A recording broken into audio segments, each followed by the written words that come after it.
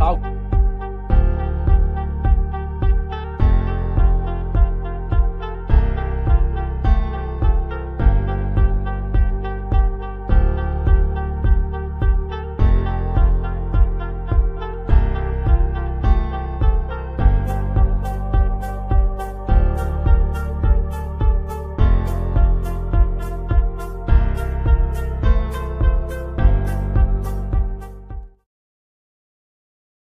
Take that off. Oh, take that off. What is up, ladies and gentlemen? Welcome back to another episode of D&E Takeover.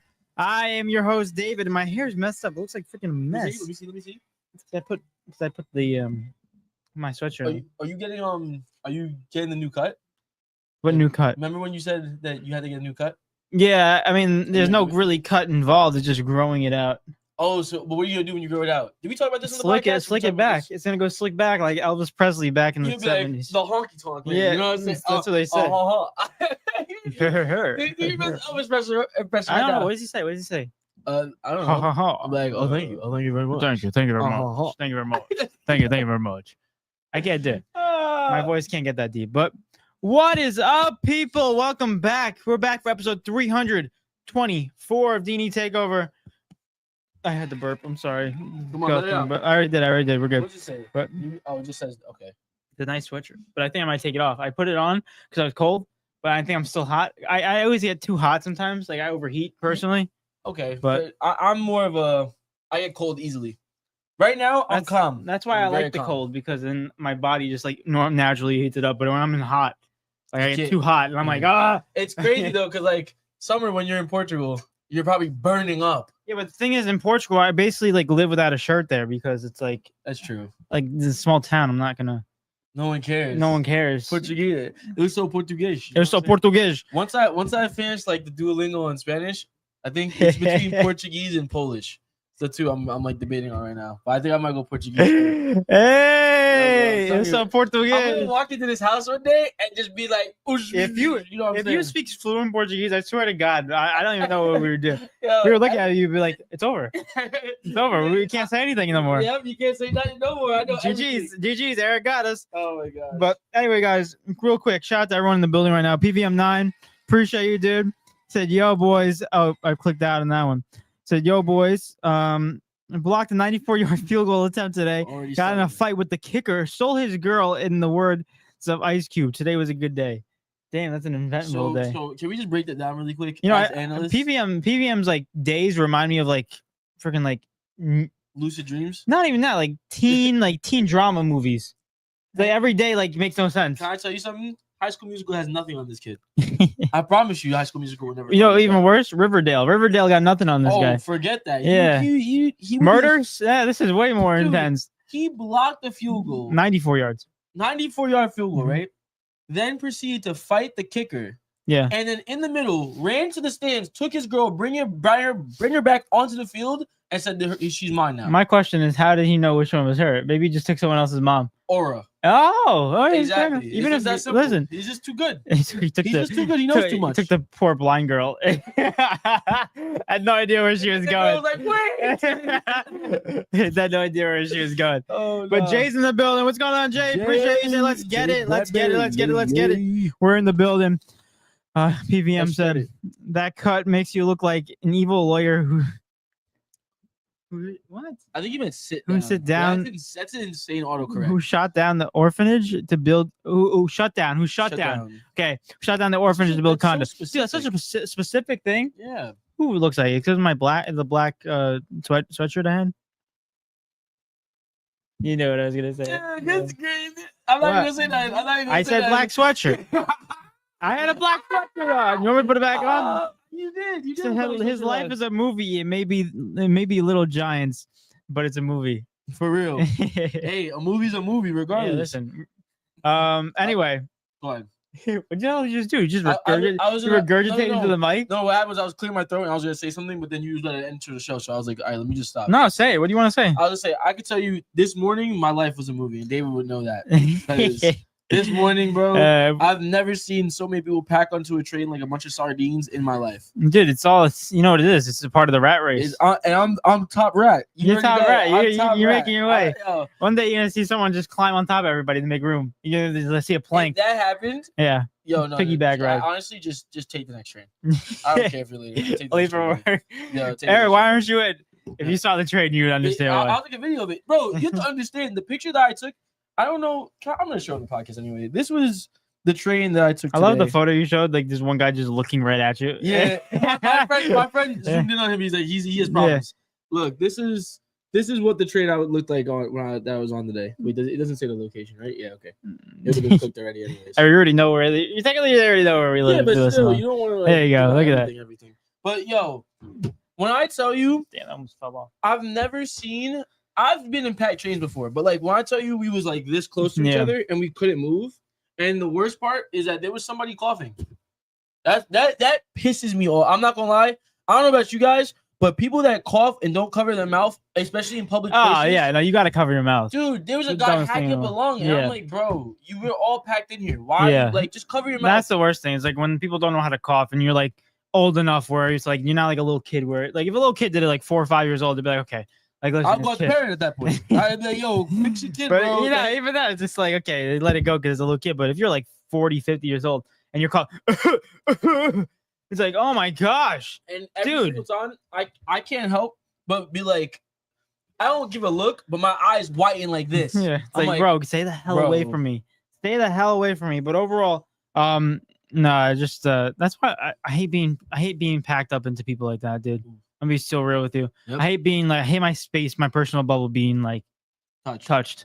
Not yeah, like I like right there. It's like. Are you sure? This is why I gotta be in the mood for. Sure? See, here's the thing. I still got this right here. This space is still good. Are you sure? Yeah. This is fine because at least I know you and I still got this space. But like when I'm tight, like jam packed, like you never see me out in a club, for sure. I gotta see 2 people randomly like this with drinks in their hand, laying a drink on me. No, buddy. Never in my life. Like, if you don't back up from me right now. The only time I actually want to be shoulder to shoulder with somebody is if I'm playing soccer or some type of basketball or some type of sport involving that, dude. It's crazy. Friggin' hate New York trains. They're so busy. They just doesn't like people. I don't like too much people. Some people are good. It's just too much people. It just gets to a point where it's just like, like God, it's so annoying. They was like, come on, bro. Like, go somewhere else. Like, leave the train for me. It's like, why can't we make it like a normal, like, you can walk like and have like 6 feet apart? No pun intended. COVID. Yeah, not COVID. But I tell you what, during COVID, there's a lot less people out on the streets. So damn, that train's so packed. You got the Rona, bird flu, and the neurovirus all competing for the championship. Facts. Why I tell you what they coughed, I'm like, we're all cooked. Everybody like this. No, I'm not even kidding. My coat as like it comes up to like here. Yeah. They coughed. I said, yeah, screw that. I stood like that for the rest of the train ride. I wanted to see if I could fart though. That would have been deviant. That would have been deviant. We were talking about it. Like, imagine you let out like a nasty fart. You're infecting like half the whole cart. You know what's crazy? The whole cart. Nobody can move. You're the best part, no one knows where it came from. Exactly. You be like, and just look around. Like, who's that? Yo, who did that? At least you're the only one who knows. Everyone else is like thinking it could have been that guy. It could have been the guy next to me. No one really knows. You can't prove it. Yeah. You gotta smell me or something? Crazy. Well, they already smell it. But overall, guys, NFL wild card season is up. Not wild card. That ended. Yeah, technically it's up. Yeah, it's up. I'd say it's up. But now, next up is the divisional round, and right now we got the divisional matchups, and we discussed this on Monday's episode that we're gonna get into this because this is very, very crucial and very important to talk about because not only this will dictate AFC championship game or NFC championship game. So a lot riding onto this, we have 8 teams left. Only 4 will be remaining after this weekend. Chat, I'm nervous. What are you nervous about? I'm nervous. It's all right. I feel like we're going to that game last. Your team's good enough. Yeah, so is the other team. And so is so is the teams on the other side as well. The one thing I love about the schedule that they did, they put out a Sunday night football game, 6:30. So it's not nighttime. It's beautiful. Beautiful honestly. timing. Yeah. It's also in New York. Well, I mean, that doesn't matter. Buffalo. Yeah, they don't really judge it based off of that. But overall, it's 6:30, 3-hour game, and to 9:30, go to bed at 10. perfect by the NFL Chef's scheduler. kiss. Yeah, they did a great job. I get to watch it fully and not be like Yeah. freaking zombie the next morning because they could have easily done like the Commanders Lions game on Saturday, 8 p.m. Yeah, but like, I mean, it's not gonna be. 8 p.m. is not terrible. You know what's the It's worst? every single night But game. you know what's the worst games? It's the NBA ones that are in the West Coast. That start at like 10. I will tell you this: when I went to Wyoming, I freaking loved those games because it was a weird feeling. Because I was turning on the TV in the hotel, and all of a sudden it's like 7 o'clock. The game's on, like the Warriors are playing. I'm like, It's good. and the 10, and I'm like, all right, what else? What other game's on? So I can fall asleep with it on. Nothing.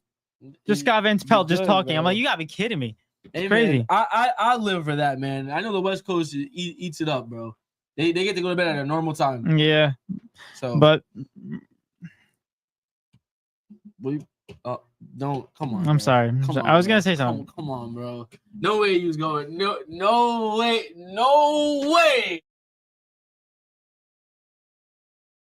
Right. But overall, we're back. We're back. I had that. It's crazy. Guys, I said a joke to Eric. I muted the mics because I didn't really want to get canceled today. What David said was, what did I say?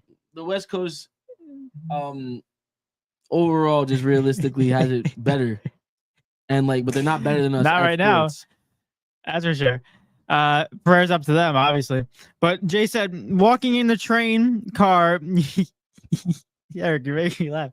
Walking in the train car like you Max Luchador taking on Rey Mysterio at WrestleMania. For real though, I should walk in one of those masks just to see. I should just do like social experiments one day, like come in with something different every single day, see how many looks I can get. You know, yeah, who would you benefit? Yourself? Like, what are you trying to? What's your experiment for? Society cues. I feel like a lot of people, especially in the train, like judge and look at people, but like are afraid to have conversations. That's the story of New York people. Yeah, but at the same, it's so weird because it's like, yo, you're afraid to have a conversation with me, but you'll rub shoulders with me because they have to. It's not like they want to. You don't have to have a conversation. Like, I feel like people are afraid to even say hello or like good morning, and that's not weird. Like, I'll walk onto the train and I'll just smile at someone and be like hello, and sometimes just be like, yeah, I mean, because as if they don't know how to say good morning or hello. You know, it is because we have a lot of crazy stuff over here, and like people just don't know who to trust. Nobody, bro. I'm not even trying to talk. I know, but the thing is, they don't know who you are. That's the thing. They'd be like, "Oh God, who does this guy need?" We've lost social. We know we've lost faith in humanity. Because I tell you this, I do agree. Because when I go out like out west, when I went out west, freaking in the rush, go down the block. Hey, how you doing? How's everything? Like, dude, you and me and my dad are there, so you know my dad's face is not very welcoming. so like I'm looking, right? So like we're walking, and they're like, "Hey, how you doing?" And then my dad's face is like this. It's just a New York. It's just a New York thing. Like you got, he's from New York, man. You gotta look tough so no one messes with you, type of thing. Yeah. And I started developing that too. So I'm like this and West. I'm like, who wants to start? Who wants to start? Even though I'm not gonna do nothing. You gotta be ready. You gotta be 10 toes But then down. they're like this. Hey, how you doing? How's everything? And I'm like, and then my good side. Oh, hey, how you doing? How's everything? I'm like, I gotta be nice. It's like it's not New York no more. These people actually care about what you're doing. Listen, I don't mind saying hello to people because sometimes a hello brightens someone's day up, but I don't want to have a conversation though. Yeah. I'm definitely not like I'm not trying to like talk to you for like 3 hours on my whole train ride. Yeah. I just want to be like, yo, how you doing? You gotta I'm be sit next to you the entire train That's why I better I don't say anything because you gotta be careful with that because sometimes you'll get the person that wants to talk and then you're screwed. You're dragged in. And that's when it gets. There was one time. And that's why you'll never say anything ever again. I'm sorry. This is like a little story time really quick. There was another time I was on a train with this lady first there was these two girls that came into the train and they clearly wanted to sit next to each other. Right, I was in a three-seater by myself, and they looked at me. You just put your feet up on the table. No, but the thing is, that's what I would have done. The thing is, though, yeah. Usually on the LIRR, people will go, they'll leave the middle seat open and they'll sit on the end and like on the other side of the end, so they won't pack it out. Mm-hmm. I get that, right? They looked at me, and then they chose to walk up, and then one sat in another row and another one sat in another row. I literally got up and looked at them. I'm like. Because they looked like they were struggling because they had luggages too. I'm like, do you guys just want to sit next to each other? And they were like, oh, thank you. I was just like, don't worry, but like, bro. They weren't from there. They weren't from there. It's like, Yeah. yo, I was sitting by myself. All you gotta do is ask, like, do you mind if we sit next to each other? It's not that big of a deal. And what's the worst I say? No, like, No, the worst you say, you pull out a gun and you shoot. oh my god, that's the worst. that's insane. It happens. It happens. That's why no one talks to nobody. Oh my god, It's New York. But Jay said, or it's a blowout and you're sleeping by 7:30. Facts. But I'll still watch a blowout game. I don't know why. It's a part of me. Because I always have to think. You're a sports analyst. Maybe they'll come back. Or maybe you have to keep the stats, bro. Like watching that Vikings and Rams game, like, all right, the Rams have to do something. I went to bed. Yeah, you didn't miss anything. Yeah, I'm like, in my head, I'm like, all right, they gotta do something, right? That ruined my whole bracket. Nothing. They ruined everyone's brackets, I feel like, except for Philly fans. But LA fans? Yes, LA fans. I saw Philly pop up on. It says Battle of Philly in my phone. But Jay said, NY Subway Conversations. You. Hey, how are you doing? How are you? Let me help you. 75-year-old lady. F you. Good day, my ass. Yo, for real. It's good. It's true. It's true. It's true. They'll mean mug you so fast. Yeah. Another thing I want to say, but I'm not going to because I don't think it's very nice. But I think you would agree with me so much about the train and just people being a nuisance. But I can't. I like it when there's no one in the cart. Look, no, you don't have to. Just look at me. Oh, that's like airplanes too. Bro. Hell no. So I had one. I can't say it. Never mind. Yeah, let's move past. Guys, let's move into Saturday's games. Into first one up, Houston Texans going up against the Kansas City Chiefs. Take the train. They got their own freaking private jets. Yeah, what the heck? You don't got to worry about no one sitting next to you because everyone's got a seat. I want a private jet. Do you? No. I don't think so. I wouldn't be traveling that much. No, I think I would just. I'd be like, why would I go somewhere? Or if you just travel first class. No, if, true. If you had the money to get a private jet, if you had the money to get private jet, you'd be the money to fly first class. But overall, Texans are going to Chiefs. They're going to Arrowhead, one of the toughest places to play in all of the NFL. Would you say it's the toughest place right now? Or is there another place that you would think of? I mean, you got to judge it based off atmosphere. I think Arrowhead's definitely the toughest one because those fans go crazy. And that atmosphere is, I think they did like the decibel or something. They calculated the noise and it was just like crazy noise. That and the Seattle Stadium, the 12th man is real. But overall, I think that definitely is the hardest place to play in because of the crowd noise and how it can just drown everything out. But I think the toughest place based off of conditions is probably just Buffalo. If Buffalo is snowing. What about Green Bay? I'm saying now. I'm saying whoever's in this right now. Like Buffalo, when it's snowing, it's just like, yeah, they're built for this. You got Mac Hollins. Hollins. He's a wide receiver for the Buffalo Bills. Coming out. Friggin' barefoot going to these games. He's outside in the snow barefoot, just walking in. Like this is the stuff that they're built for. No, it's frostbite. Like, yeah, that's what he's built for. Freaking frostbite. No, he's already frozen. He's already used to it. It's like it's the craziest thing. Oh, they're not letting me connect. What happened? David, your Wi-Fi tried to kick me out. No, it's okay. That's terrible. It's all right. The name Mac Hollins. Yeah, Mac Hollins. You're right. Yeah, but it sounds like I'm saying Mac Collins, but Mac Hollins. Is he even do-rag on in this photo? Yo, bro. You don't want to mess with him. Yeah, I hate cold weather. Like, especially playing in it, I can't. I'd rather play in cold than hot. We already discussed this. Yeah. All right, like we're talking like, what's the equivalent to 100 degrees to negative? Like, in other words, how like 100-degree weather. What would you say is the? I would say below freezing, like 20 degrees. So, because I'm gonna be honest with you, once it gets past 85 and up, I don't care. It's hot.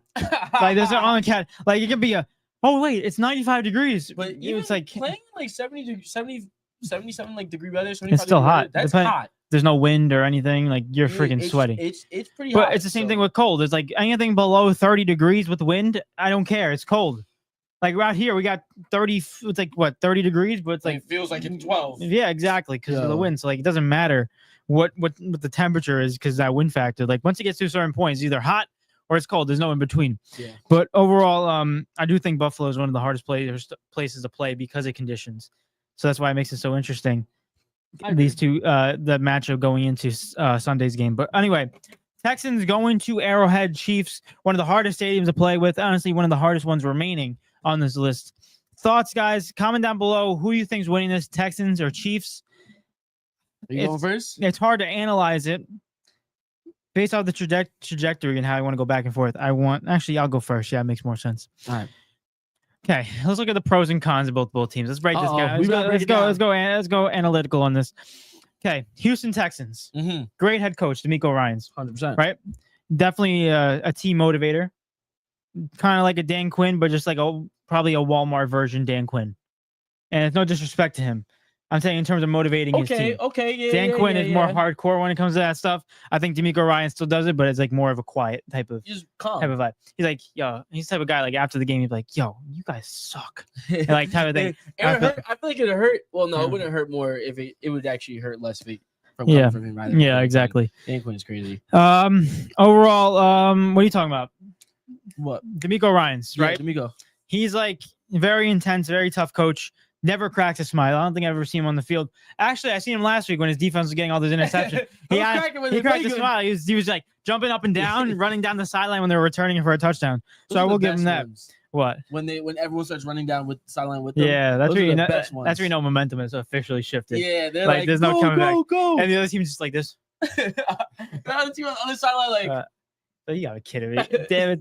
But overall, breaking it down, head coaching, D'Amico Ryans is one of the not greatest coaches, one of the best coaches in the NFL right now in terms of intensity and scheme. Overall, he's got a team offense. CJ Stroud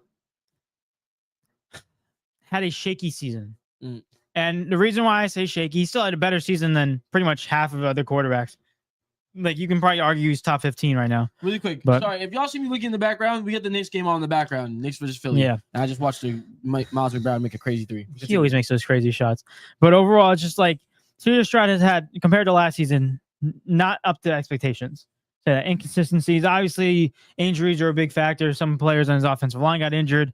Not to mention Stephon Diggs out for the season earlier on. Nico Collins was out for a good amount of time. Tank Dell a couple weeks ago out for the season. Terrible injury. Praying for his recovery. But just like he's lost a lot of his weapons, right? And I feel like it's been hard for them to overcome. Last week didn't really show me that the offense improved because CJ Stroud still threw a pick. They didn't really look that explosive on offense in the first half. The only thing it told me is that the defense finally woke up. And that's why I think D'Amico Ryans comes into this factor because he's a defensive coordinator for the Philadelphia for the 49ers back in the day before he got the job at Houston. So he knows how to run a defense. So my biggest thing is if Houston can get that defense going, forcing turnovers and changing momentum real quick and getting 4 and outs, this game is going to be scary for the Chiefs because I don't know how much 4 and outs they can sustain with the Houston Texans defense hyped up like they were against the Chargers. If Houston Texans defense plays like they did against the Chargers, they do against Kansas City, it's going to be a tough night for the Chiefs. I'm not saying they can't win, but it's going to make it tougher and make it more likely for the Texans to win. So I think they can get away with that stuff. Their offense not playing good against the Chargers because it's the Chargers. Like, no disrespect to them. Not really anyone on that team has experience. Justin Herbert, we were talking about, doesn't really have that experience as well. Just like a newer team in terms of combination together. And like new head coach, right? And we got to understand that they're going up against, based on a record, the best team in the NFL. And not to mention, probably the best team in the NFL for the last 5 years. Like, that's probably not even hard to judge. Definitely the last 3. Definitely the last 3. So this is a team that has been there, has had that experience, and they're able to take care of business when it matters most. So like they can persevere through anything and they can still get a victory. We've shown that this season. 1 possession games, Patrick Mahomes throwing 2 picks in a game and they still win a game. I don't know if you was the one that said it last episode or if I saw it somewhere. I think it was you though. What did I say? If you look at the Chiefs 1 possession games this season, and you flip it where they don't win those games at 3-12. Yeah. Or not 3-12. That doesn't matter. But you know what I mean. Yeah, we'll get the exact number over here because it's pretty crazy because they beat the Ravens week 1. They lost by 7. Yep, they won by 7, so we'll give them an L. We're just reversing the script. They won that game. They beat the Bengals by 1. I'm just gonna count the amount of times it's 1 possession. Bengals beat them by 1. They beat the Falcons by 5. They beat the Chargers by 7. Done. They beat the Saints by 13, but that's more than 1. Yeah. They beat the 49ers by 10. That's more than 1. They beat the Raiders by 7. They beat the Bucks by 6. They beat the Broncos by 2. 7. They beat the Bills by 9, so technically they still got past for that one. They beat the Panthers by 3. 8. They beat the Raiders by 2. 9. They beat the Chargers by 2. 10. They beat the Browns by 14, and they beat the Texans by 8, which is technically still a one possession game. They beat the Steelers by 19. Ooh, Jesus Christ! Steelers was all that we beat and they beat the Broncos beat them 38-0, but no one was playing that day. So in reality, 10 of those wins flipped them around. 10 of those wins. That means they're 7-11 because that last L. Well, they're 15-2. So you flip it to the 10, it would be. Oh well, I was just doing it in the sense of like 7-10. 7. Wait, hold up. I just did it like this because if they had 10, if you flipped the 10, and they lost the other one. So we would subtract 10 from 15, so it'd be 5, and we'd add the 10 to the 2.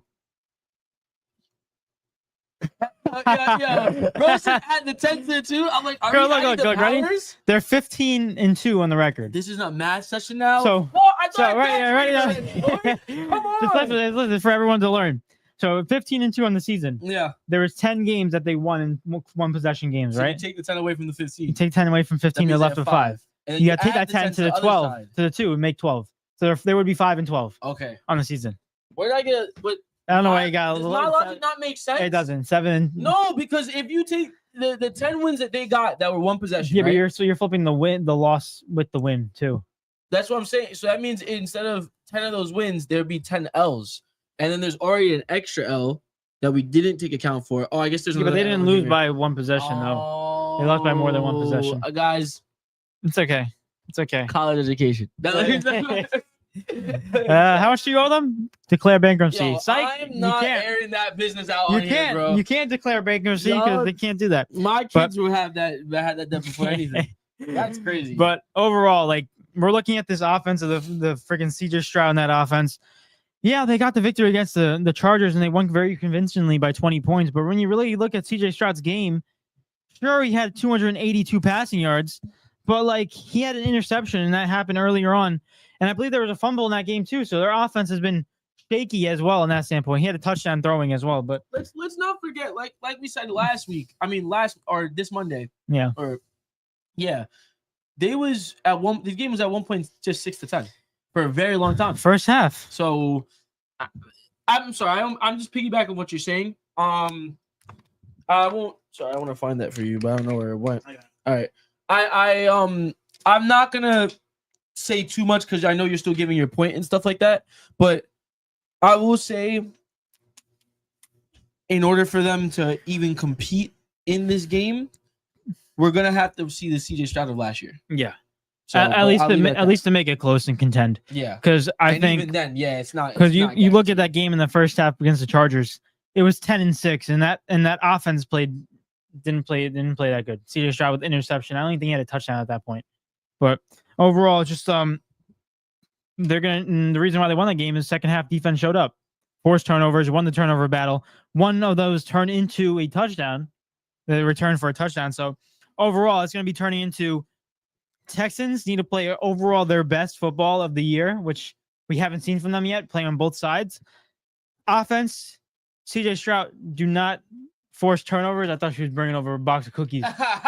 There. But CJ Stroud needs to play at his absolute best in the season. No turnovers forced. Joe Mixon needs to go off on his rushing because once they open up the rushing game, CJ Stroud's going to be more comfortable in the pocket. Because it always goes back and forth. If you open up the passing game, rushing game, it succeeds. But if they're both failing, then you're not going to have a good offense. But the defense needs to come up, capitalize. I think that's the X factor in this one. But the thing is, Patrick Mahomes is so smart. And he's a good quarterback, a great quarterback, and he will find a way to get past that. You know, do you mind if I jump in now? Take it. All right. So I spoke too much. I don't think you spoke too much. I think it's actually a great breakdown. And I could piggyback off of it a little bit more, right? I believe, like you said, I think defensively they're gonna be okay. I think that's because I believe that's probably gonna be their biggest focal point because that's what they're best at as of right now, as of recent. And you're only good at your last game because this is the playoffs. It's a completely different story. Everything that you did in the regular season literally just doesn't matter anymore. Yeah. Right? The only thing that matters is if you guys face each other, which they did at one point. Who won that matchup again? It was the Chiefs. Chiefs won by 8. Right? Now, you take those into consideration, but players play differently in the playoffs, right? We know Patrick Mahomes plays differently. 100%. And I'm going to get into that a little bit too. But their defense is going to be the focus point. Offensively, they have to show up, and not in just any normal way, but they have to show up and really, really put some pressure on the Chiefs, because even when their defense is going to be at an all-time high, even when their defense is going to be playing their best to the best of their abilities, right? Even then, they're still not the favorite. Yeah. And even if you take the Texans defense playing at an all-time high and the Texans is getting maybe 75% of what CJ Stroud gave us last season, they're still not the favorites in my opinion. Yeah. Right? That's how good the Chiefs are. That's how game-changing the Chiefs are, right? You mentioned in the beginning DeMeco Ryans, great coach, right? If you go coach for coach, so you look on the other side. Yeah, Andy Reid. Yeah, they got a better coach. Yeah, 100%. So even though DeMeco is an amazing coach, they lose the coaching matchup. Quarterback for quarterback, based off they, the regular season. They lose the quarterback matchup. But they lose the quarterback matchup because Patrick Mahomes. Like, I'm not playing this regular season BS. Even if CJ Stroud had a better regular season, it's Patrick Mahomes in the playoffs. Patrick Mahomes in the playoffs. It's like Tom Brady in the playoffs. You can't mess with it. Literally, he couldn't have said it better, right? Now you go into, I'll go defense versus defense. Realistically, right? Based off of this recency, you would want to go the Texans defense. You would kind of want to go Texans defense. It's the recency bias. But the thing is, though, right? The thing is, I want to get into. I don't believe the Chiefs defense is.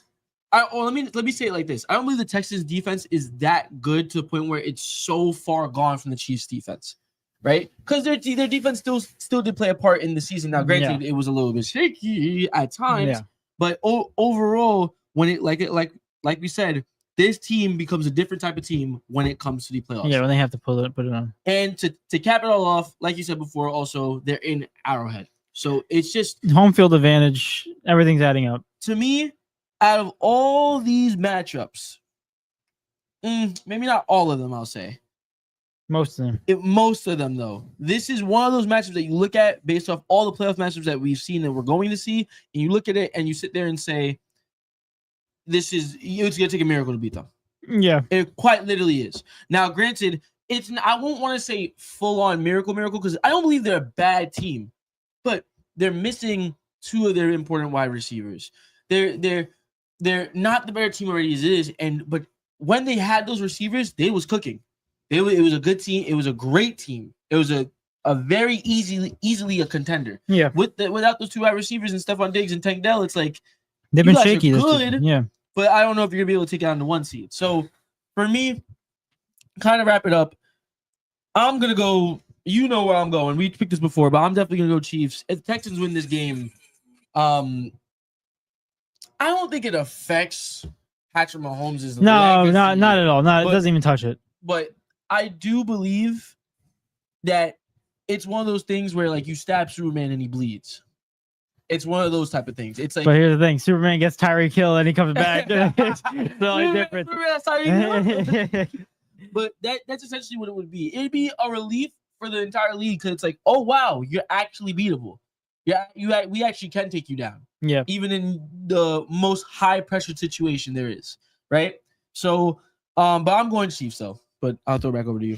I'm going Chiefs too. I think even if you look at the matchup that they had and the Chiefs barely won, and they were at Arrowhead too, but they still got the victory. It doesn't matter if you barely won a game; it means it just matters if you actually win it.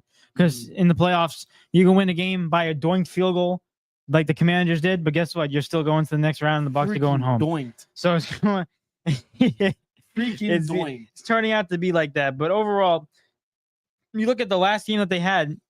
CJ Stroud didn't have the best game, and we got to remember he had 2 interceptions that game against the Chiefs, and I believe it was what was it, week 16, something like that, week 15, week 16, something like that, and like it was like later in the season too. So like these teams have dealt with these injuries. I think that was the game that Tank Dell got injured. Because that's the game, at Arrowhead when he got injured. I could be wrong, but I think because he caught touchdown pass and he got injured that game. Yeah. Did it say? Oh no. I don't think it will say on here, but I remember this game very much because I remember where it was. But overall, I think it's going to come down to that Chiefs defense, because obviously, even though the Texans defense is ranked 5th in total passing yards allowed, Chiefs defense is 9th. So like even if they're both teams in the top 10, and I think you look at the Chiefs this year. They've got their victories because of the defense playing so effectively and getting them their victories. Because to win by 1 possession games means that your defense is holding off the other team and not letting them score. Enough to get your offense back on the field and let them do their thing. So let's say the Chiefs score a touchdown. They're up by 7. Their defense or the Chiefs had to stop them to not make it a tie game. So it's like the Chiefs defense has been creating turnovers, has been getting to the quarterback. Their linebackers are playing fantastic. Their cornerbacks are playing really good, and they're rushing the passer better than they were last year. So I think in terms of defense, this team is way better than they were last year. Offense, not so much. It's a little shaky. But the thing is, this is playoffs. Playoffs, they're going to turn up. Travis Kelce's going to get more targets. He has to. Safety blanket. And Patrick Mahomes will find a way. And obviously, when you have a little bit of refs on your side, it's hard not to I forgot let it go. about the 12th man. They have a 13th man. But That is cheese, I bro. think that the thing is for CJ Stroud is to not force turnovers. And the thing is, it's going to suck because I think they're going to be down and he's going to be aggressive.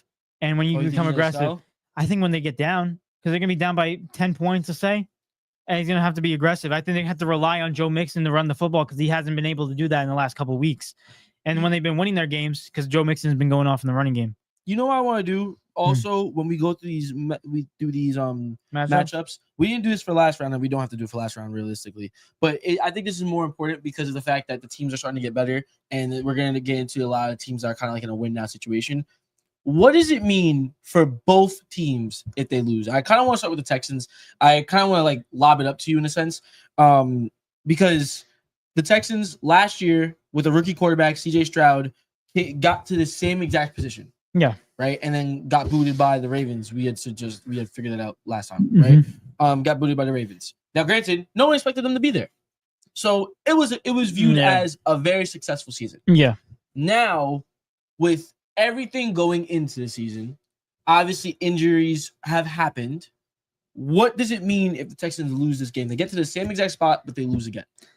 How do we view this? Are they in the gray area? Are they still moving in the right area? Or are they like moving in the opposite area? What are your thoughts on it, basically? I think it means nothing if they lose. I think they're in the same situation they were last year. I think it's just still thriving because I still think if you look at this Texans team with the injuries that they faced, you can't look at me and be serious that this team's going to make a Super Bowl. Mm-hmm. Like, they have so many injuries on offense, defense as well. It's just like, it's hard for me to tell you and be like, yeah, this team's going to make a Super Bowl because it's unrealistic.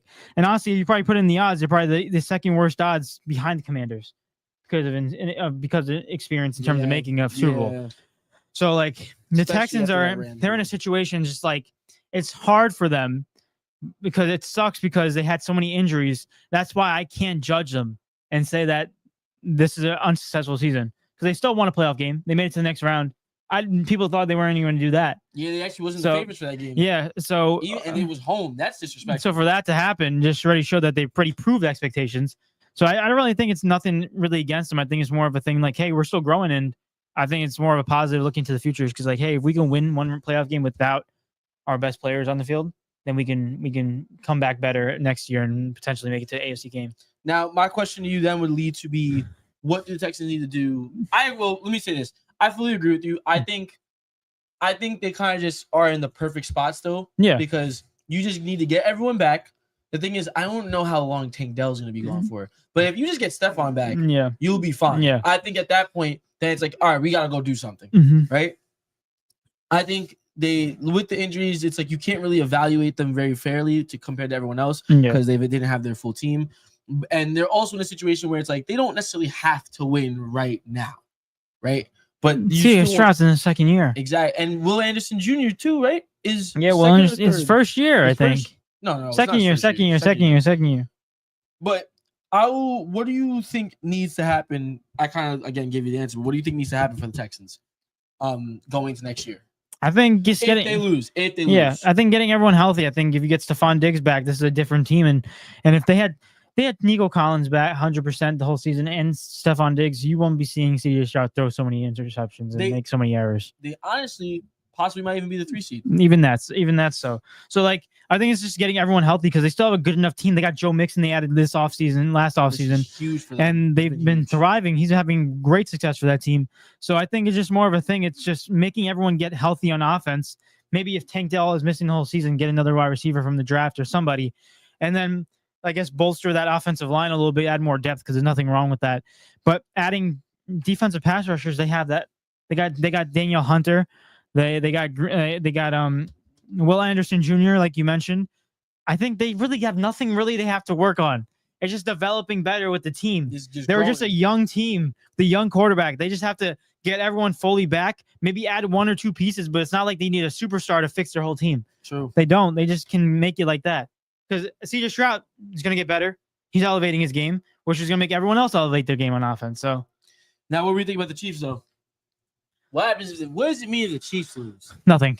Same thing. This is a situation where I don't feel anything either because of the fact that they're a successful franchise that's already won 3 Super Bowls.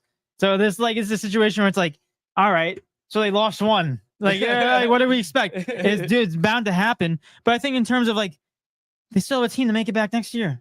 I'm still looking at the Chiefs and I'm like, they lose. I'm looking back next year. I'm like, all right, even with the same squad, they can still win. And I think they're gonna add Tyreek Hill because he might come back. No, that's such a weak move. Tyreek Hill said he's leaving. That's a weak move. Tyreek Hill said he wants to leave Miami. Yeah, but he can't go back to Kansas City. That's weak.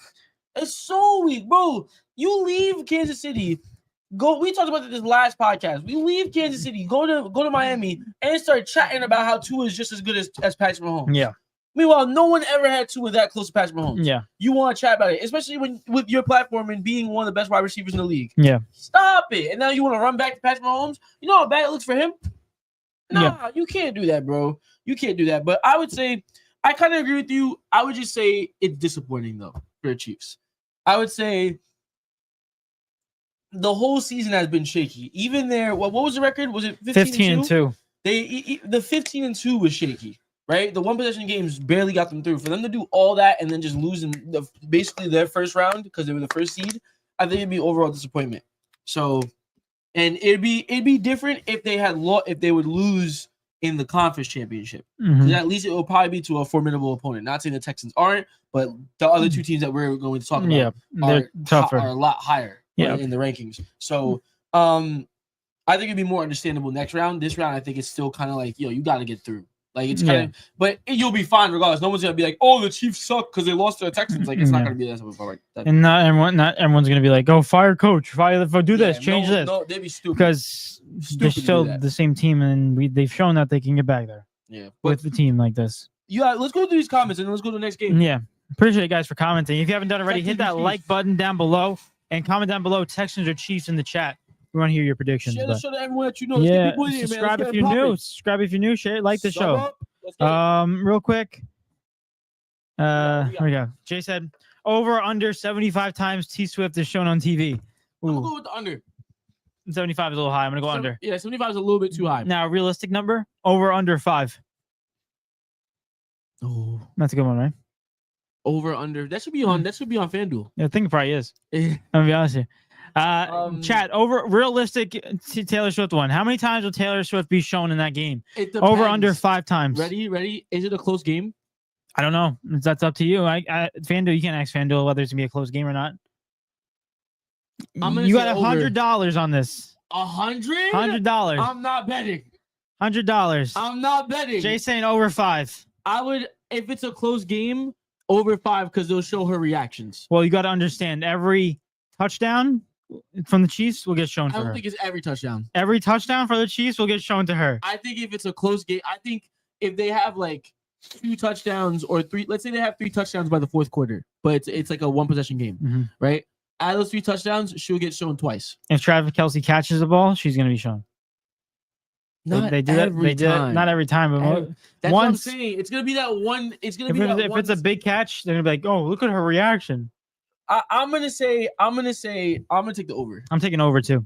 I'm taking the over. I think it's gonna be like 6 though, but it has to be a close game. If it's not a close game, they're not gonna show it. I'm telling you, 5 is a good line. 5 is a good line. Everyone's gonna be screaming. They're like, "Oh my gosh, oh my gosh!" And then they're gonna show Taylor Swift. They're like, "Boo!" Yeah, exactly. Yeah.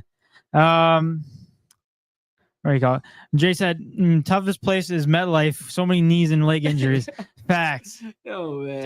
In terms of like field conditions, they suck. Crazy. He said Collins is one of those dudes who will hang out with Rodgers, going to the journey and find this inner self. Matt Collins. Yo, who's that? Matt Collins. Who's that player that eats squirrel?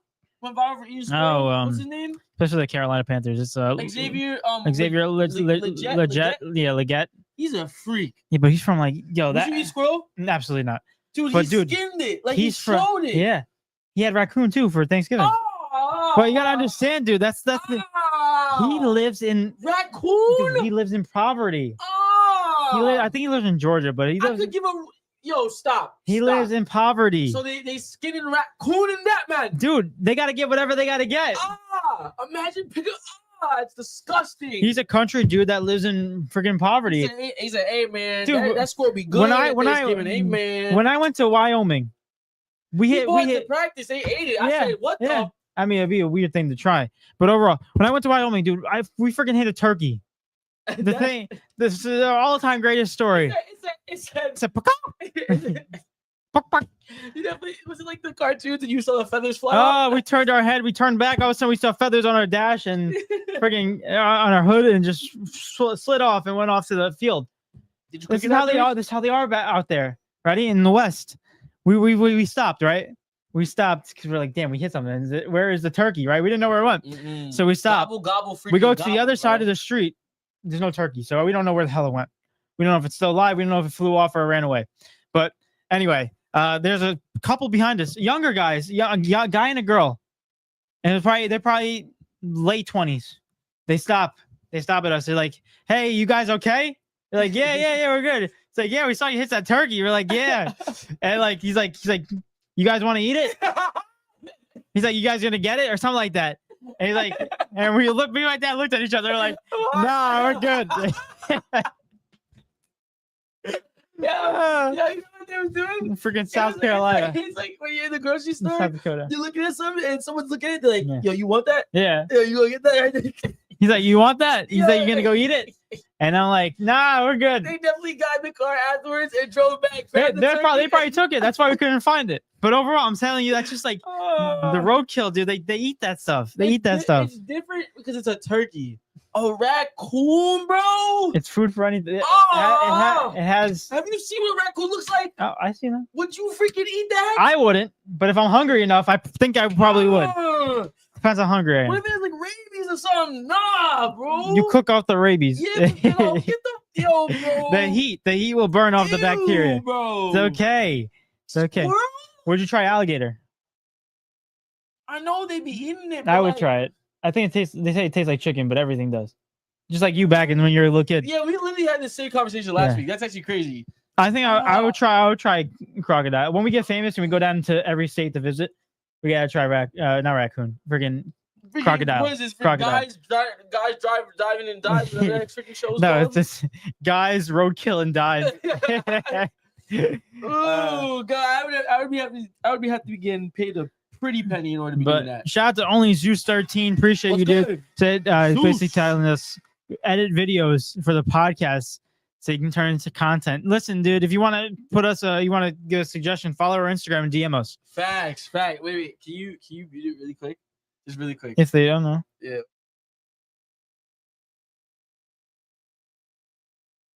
It's so tight. It was definitely so tight. But overall, dude, no, if you want, just hit us up on DM on Instagram. We'll respond back. It's down here below. Official_DE_Takeover. Most definitely. Hit us up there, and we'll look at the content and see how make a future decision.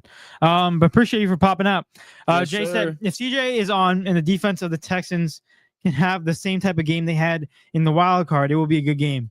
Do I expect that? No. See, that's the point. They need everything to go right, and I don't think that's gonna happen. But do you understand that half the things that the Texans defense did was Justin Herbert's fault? Or not? No, I'm sorry, not Justin Herbert. The wide receivers. Yeah, fault. they dropped everything. It was the Chargers. It wasn't real. Don't take away from the fact that the Texans defense performed very well because they capitalized on moments. That's what you're supposed to do. But like Patrick Mahomes is just not gonna make the same mistakes. The wide receivers are just not gonna make the same mistakes. They've been here before. For real, for sure. They've been here before. So and then they've been under the pressure, so they know how it feels. Yeah. But PVM9 said, boom, math class. Mm-hmm. Yeah. So Jay said, SpongeBob cursed those Chargers. Yeah, you know you're playing bad when freaking SpongeBob and Patrick are roasting your team. Yeah, did you hear that? I heard one where it's like, oh, they're going. It's like Patrick's like, they're throwing it to the wrong team. It's not like that. He said Patrick's like, SpongeBob, are they supposed to throw it to themselves? Yeah, they're supposed to throw it to their jerseys. In the blue jerseys. Isn't it funny when a loving character, childhood character is making fun of these people. I crash out, honestly. If I heard that on the field, oh my gosh. I'd be like, come on, man. I'd be cursing Patrick out. What are we doing? But that's just me, though. PVM9 said, remember, D'Amico Ryans was a great linebacker in the NFL. If he can scheme a great defensive plan, which he's capable of, is going to be a tough game for the Chiefs. Adjustments will decide the outcome. Yo, PVM9 got a little analyst in him. Yeah, what the heck, PVM9? Yeah, he got a little serious. Yeah. Yo, throw out a little 85-yard field goal really quick. That might be his brother, though. That might low-key be his brother. Imagine. And like it's just really this one's just a bot and the other one's just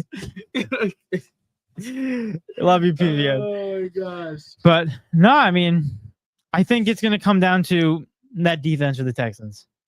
Because the Chiefs defense is gonna show up, and I don't think CJ Stroud's gonna have success. Because he hasn't had it. Because he hasn't had it consistently for me to even decide it. This could be a big statement game for CJ though. Yeah. Big statement game in his career. He said Jay said Russ is still more for the Chiefs than Chiefs alcoholic. Yeah, that's crazy. Chiefs-aholic. Chiefs-aholic. Dude, that's the guy. They went to OT.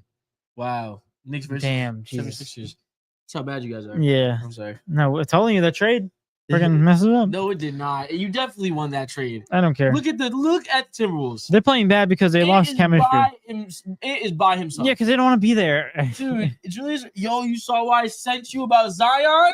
Yeah, did you see what I responded with? He probably was like, "No, please." I said, "Don't bring him over here, please." David, I speak these things into Yeah, but you just want to hurt our team. You just want to look at him for your own interest. So ready? No. Did I not say D'Lo, Zion, and then give me KD on the same team, just so I could buy the jersey and then they can leave. Dude, it's the dumbest thing in the world. Yo, just bring Zion. You can buy a blank Brooklyn Nets jersey and put the last name on it. We get Zion. If they offer like 2 second-round picks, you're not taking Zion. No, because the dude never plays. Second-round picks. He's played 5 games this season. But he'll play for us. Though. No, he won't. He's played. Would. Dude, I was literally looking at him like, Zion's not even playing the other day. No, he's playing like 2 games so far this season. David, he'll play for us though. And I don't give a crap who he plays for. David, he'll play for us. He's a Ben Simmons. Yo, he's a freaking Ben Simmons. No, he's not. You want to bet? Ready? No, he's not. Who played more games this season? Zion or Ben? Wait, you said who? Who played more games this season? No, Zion or Ben? Who played more games? Definitely Ben. So how are you telling me that Zion Williamson ain't the same as him? There's a difference. Ben, no disrespect. Ben is all that is crazy. It's crazy how much mental counts. All Ben is mental. Ben mentally sick. Like he's literally mentally jacked up. Like he can't recover right now. I don't know why. Zion just eats too much food. And I think he gets injured too much. Can I be honest? I don't want to. I could bash Zion all I want. If y'all don't know, I have to stick by it. I was a Zion fan since like freaking Duke because I'm also a Duke fan. So it was like I'm a Zion fan. When he got drafted to New Orleans, we have to be. I'm being honest, right? Wait till he gets to a different team because eventually he's gonna be there. The only thing that I could say that's in his favor is the fact that I believe there's a possibility that he doesn't want to be in New Orleans anymore. That's what I'm basically looking at. Oh, I'm not denying that he won't be there. The thing is, what if he leaves and then it's just basically a slap in the face to New Orleans? Can I be honest with you? Like, what if he goes somewhere else and he plays every single game and he balls out? That's not gonna happen. Look, Zion out for tonight's game. Why is he out? Resting. The dude's been sitting out for 20 freaking games. He doesn't want to play with them. He Oh, doesn't want to play. rest my butt cheeks. Dude, I'm telling you, they should trade him. But the thing is, they're not gonna they should trade him now because I don't think they're gonna get the value. Like I think he doesn't care. But I guarantee you, if he goes somewhere else, then we could give a fair evaluation. Because if he's still like chunky and doesn't care, then dude, you've been saying that for 2 years. I'm not giving him anything. No, David, I'm done with him. David. No. Ready. Generally, get him away from my team. Wait. Not touching my Brooklyn Nets. Okay. Take the bias away, really quick. Just really quick. Try to at least. I don't have bias. No, not bias. Okay. Take the snort. I don't It's even know how to facts. say this. All right. He's a fat guy who gets injured too much. Then humor me really quick. Okay, I'll humor you. Do you think there's a possibility, that if he gets to a different team, let me not say a different team, but a big organization, or just somewhere he wants to be, is there a possibility that behind closed doors he's saying all these things for the media, but in reality he does not want to be in New Orleans? And when he gets to a different team, he actually plays like he's supposed to. Because whenever he steps foot in the court, we know he's a good basketball player. Without a doubt, fat or not, he's still always a good basketball player. It's not about whether he doesn't want to be there and he's going to go to another team and play. I think if he goes to another team, he can play. But the thing is, he won't because he keeps on getting injured every single goddamn year. He's not injured though. He was out for the rest of this for beginning of the season. He had a hamstring injury at the beginning of the season. He missed 20-something games because of his fork.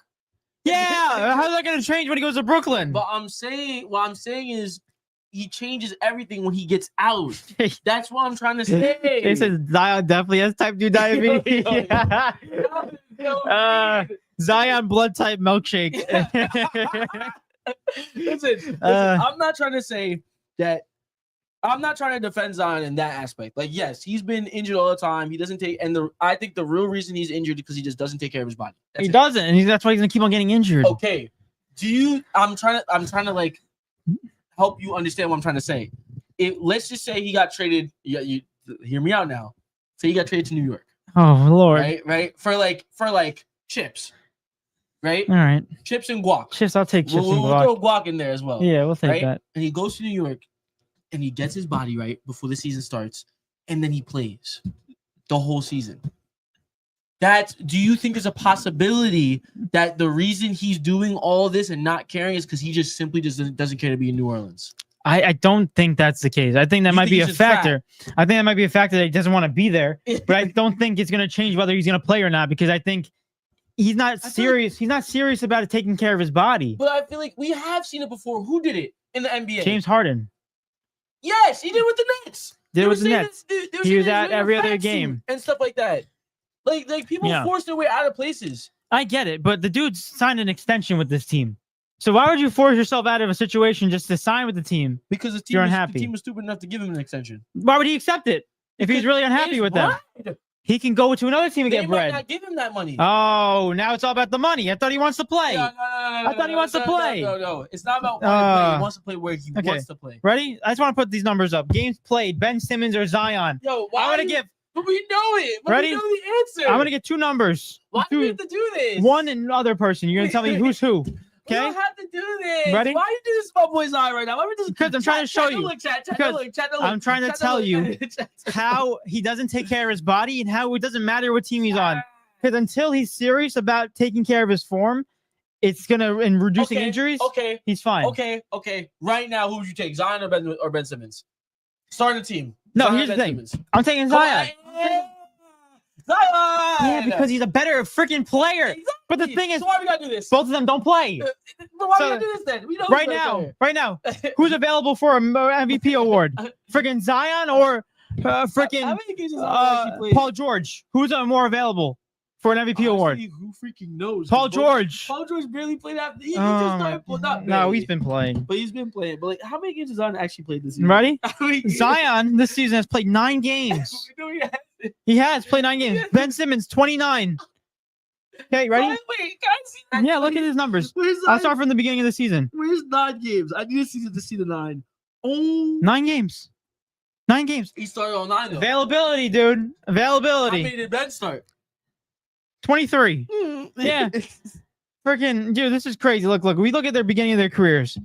Zion started 2019, 2020. So that's when I'll start with Ben. Because crazy. Ben Simmons, 2019, 2020, he played 57 games. Zion, 24. 2020, 2021, Zion played 61. Ben, 58. Zion, that's what got on the max, baby. Brooklyn, Ben played 42 games for Brooklyn. Zion, 2022, 2023, played 29 games. That's when he got like, oh my God. When he got injured again for the second time. And ready? Fat, yeah, that's why he doesn't take care of his body. Maybe the dietitians over there are trash. Freaking, they're all trash if they're not making Zion do anything. Zion's fat.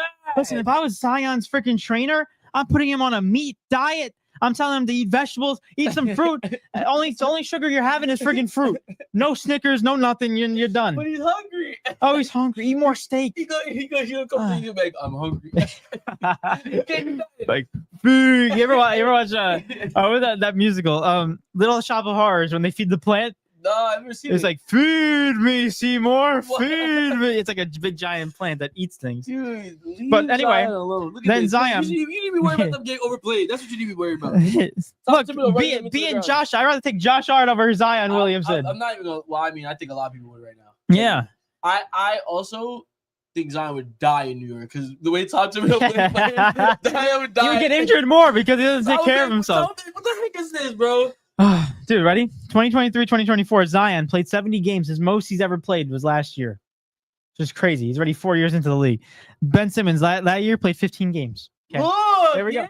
Yeah. Good job. on. Yeah. Ready? Last one. This season. Stop. 9 games. Ben, 29. How many games have been played overall for the Pelicans? Let's go. I want to look at it. I want to look at it. Not you. I want to see it. I want to see it. The Pelicans. I got it right here. I can't get it. No. I got it right here.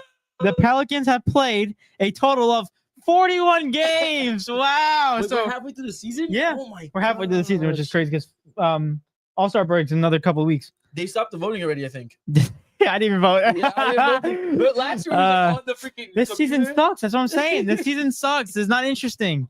Ready? 41 divided by 9. No, I think it's 9 divided by 41. Sorry, I did that wrong. 21% of his games. He's played 21% of games this season. 22, Oh, right? we're fine. 22 games this season. Hey, baby steps. Baby. He's gonna play the next. He's gonna have to 41. start eating baby food if he doesn't want to get back in the field. Listen, No more big sizes. hold it down really quick. I gotta use the bathroom really quick. Yeah, go ahead. Zion Williamson's a fat guy. Doesn't take care of his. Don't get him anywhere close to my team because he's gonna make another Ben Simmons situation. Unless he starts to take care of his body, it's a different situation. But let's get into these comments, guys. Appreciate y'all for tuning in right now. We're already an hour into the episode. Love y'all. Let's get into this comment. Jay said the Texans can't look at it as a win or lose situation. They have to evaluate how their offense plays, the defense plays, and how CJ plays. I think it's like I said. I think it dictates how well CJ does in not turning over the football. Because the Chiefs defense will do that, apply pressure to him. And also, their injuries don't help because only having Nico Collins, if they clamp him, they really don't have a second option that they can really go to as a safety blanket that can elevate a game. So it's going to be tough for them. I don't think the consistency of CJ is going to get them passes. I think the defense might show up, but they need CJ to have a near perfect game, and I don't know if that's going to happen. Or just get Joe Mixon involved because he hasn't been involved in God knows how long, in a couple of weeks. So get him involved as well, and that might help them out. But anyway, going into the next comment, Jay said, Philip said it last episode about T. If the Texans can get a young wide receiver like T to go with Nico for Stroud, my God, the potential is sky high. I know, but they already got Stephon Diggs, so it's like I know T. Higgins is not going to go over there and be like, I'm not going to be no third option to nobody. So I don't think it's smart for T. Higgins to go there. I think it's better for him to go to like a team that desperately needs a number one. What, the Texans? Yeah, because then he's gonna have Stephon, and T's gonna be like, To the Ravens. why am I gonna be another third option? The Ravens. T. Higgins. T. T. Higgins. Zay Flowers. That would work, but I don't know. That'd be Zay nice. would become the 2. That'd be nice. And I Rashad thought you said Bateman. T would become the 2. What? I thought you said T would become the 2. I'm like, that's crazy. Said over 5. PVM 9 said Miss Pancake Booty over 5. Brittany Mahomes will try on and cling on to her, and you'll see half of her face. Probably. I'm convinced that Brittany Mahomes, I'm convinced that Patrick Mahomes is trapped. No, he is. And I swear he'll promote that he's a great relationship. I'm convinced he's trapped. I think it's the relationships. Like Patrick, when I got a massage today, they didn't ask me to do an extra 1 minute of the massage. She's yaps. Man, man. And he's Did you just hear what happened? They did a holiday. They had a holiday party. They invited a famous chef over to cook. Brittany Mahomes got into an argument with the chef, and the chef's like just walked out. They had an argument with her and just walked out. Patrick was trying to calm the situation, but the chef's like, nah, and he exposed them on like Instagram and stuff like that. You didn't hear about that? No. I mean, she kind of is. Anything with her like face on it, I swipe. Yeah, she's like really annoying. Like there's sometimes I look at her, I'm like, all right, maybe she can be okay, but then majority of the time I'm like, nah, she's annoying. I don't think I've ever looked at her and been like, yo, She's annoying. she's irritating. She just seems irritating. And then the next one. Yeah, good job, Nix. About time. He said Leggett is country as hell, my guy. Yeah, facts. Philip's in the building. Shout out to Philip. Appreciate you. Said, yo, Philip, how finally you made feeling? it. How you doing, Phil? How you feeling? Philip, how you feeling, bro? He said Jim Harbaugh literally got caught in the dirty bubble, What? SpongeBob episode. Oh, SpongeBob cats. Yeah. The dirty bubble. The dirty bubble showed up, and then pretty much. That was a reference. That was yeah. a great reference. Well, it happened during the cast. That's why the Chargers went down. Did? Yeah, the dirty bubble I didn't came. get to watch the cast of that game. What's good, Philip? So you had to firmly grasp it. I said firmly grasp it. Remember that episode with SpongeBob? Firmly grasp it. PVM9 said, I ain't a kicker. I study film. Damn. All right. So this one studied film. All right, the other PVM. one. All right. The other one. Yeah, he just kicks field goals. Can you explain your brother? Yeah. Is he lying? Are you actually the same person, or is this two different people? Nah, it's the same person. But like, I don't know. I want to find out. It's the same. It could Notice be. how PVM time's not here. Oh. They're not there at the same time. But they were there the last time, same time. That's the thing. That's the thing. No, that was fake. Different devices. Philip said, I'm doing good, Jay. Hope you're doing good because, bro, we missed the comments you left in the chat yesterday. We had no idea. What? Wait. Oh, they're just talking? Yeah, in their episode. Okay. Said, all good. I was waiting for the boxing match. He said, PVM9 said, imagine Zion and Ben on the same team. That would be the greatest reality show ever. No, Facts. Facts. It's like, who's going to get on the court today? That's going to be what it's going to be called. Zion and Ben would be bench buddies. The game would be called, the title of the show would be Missing Games. I guarantee you they get along, though. They'd be like, yo, I understand you, bro. Jay said Netflix would have to change starting 5 to scratched 2 with those guys. Zion gonna get so big that one day his jersey will split into 11. Yeah, it's crazy. Type 2 diabetes. Stop it, bro. Blood type is milkshake. He said no Magic Johnson rule for Zion. He bleeds the court. They bring out pasta. Dude bleeds ragu. Yeah. Y'all need to leave my boy alone. They got Jay Sunday sauce right there in Zion's blood. Zion's knees screaming more. Yeah, than a white teen in a horror movie. Doing this? He said Zion. I'm gonna go back to back. Zion went to Duke because he thought it was a Mayo company. Yeah. Zion and Will Levis Mayo crossover. Why is he roasting my boy right now? And thus concludes the roast of Zion. Oh there my gosh! Round of applause. There we go. He said Super Bowl commercial. I can see it. Yeah, that'd be something. What, Zion eating? Zion eating. You see him freaking that's just the commercial stuffed up. Oh my god, the Warriors are going crazy right now. Jay said Zion comes to New York. They will confuse him for the Stay Puft Mushroom in the Ghostbusters. Oh my god, that's insane. That's insane. He said, and PN9 said, team told Zion it was chilly out. He went out and grabbed the bowl. Yeah, this is funny, guys. This is funny. Keep it up. Said Mahomes probably didn't get that prenup, so he's trapped. Yeah, that's true. Divorces, she takes half of that, and he has kids. He'd still be fun. Oh wait, no, he wouldn't. No, he wouldn't. He'd be cooked. Yeah, turn into another PJ Washington situation. That's borderline grooming. That's worse. Borderline. Jason Mahomes' father shaking his head at Patrick, like, come on, man. Come on, player. Never let a girl trap you, Patrick. Facts. That's why. Look at his brother. He don't got a girl. Just be like his brother.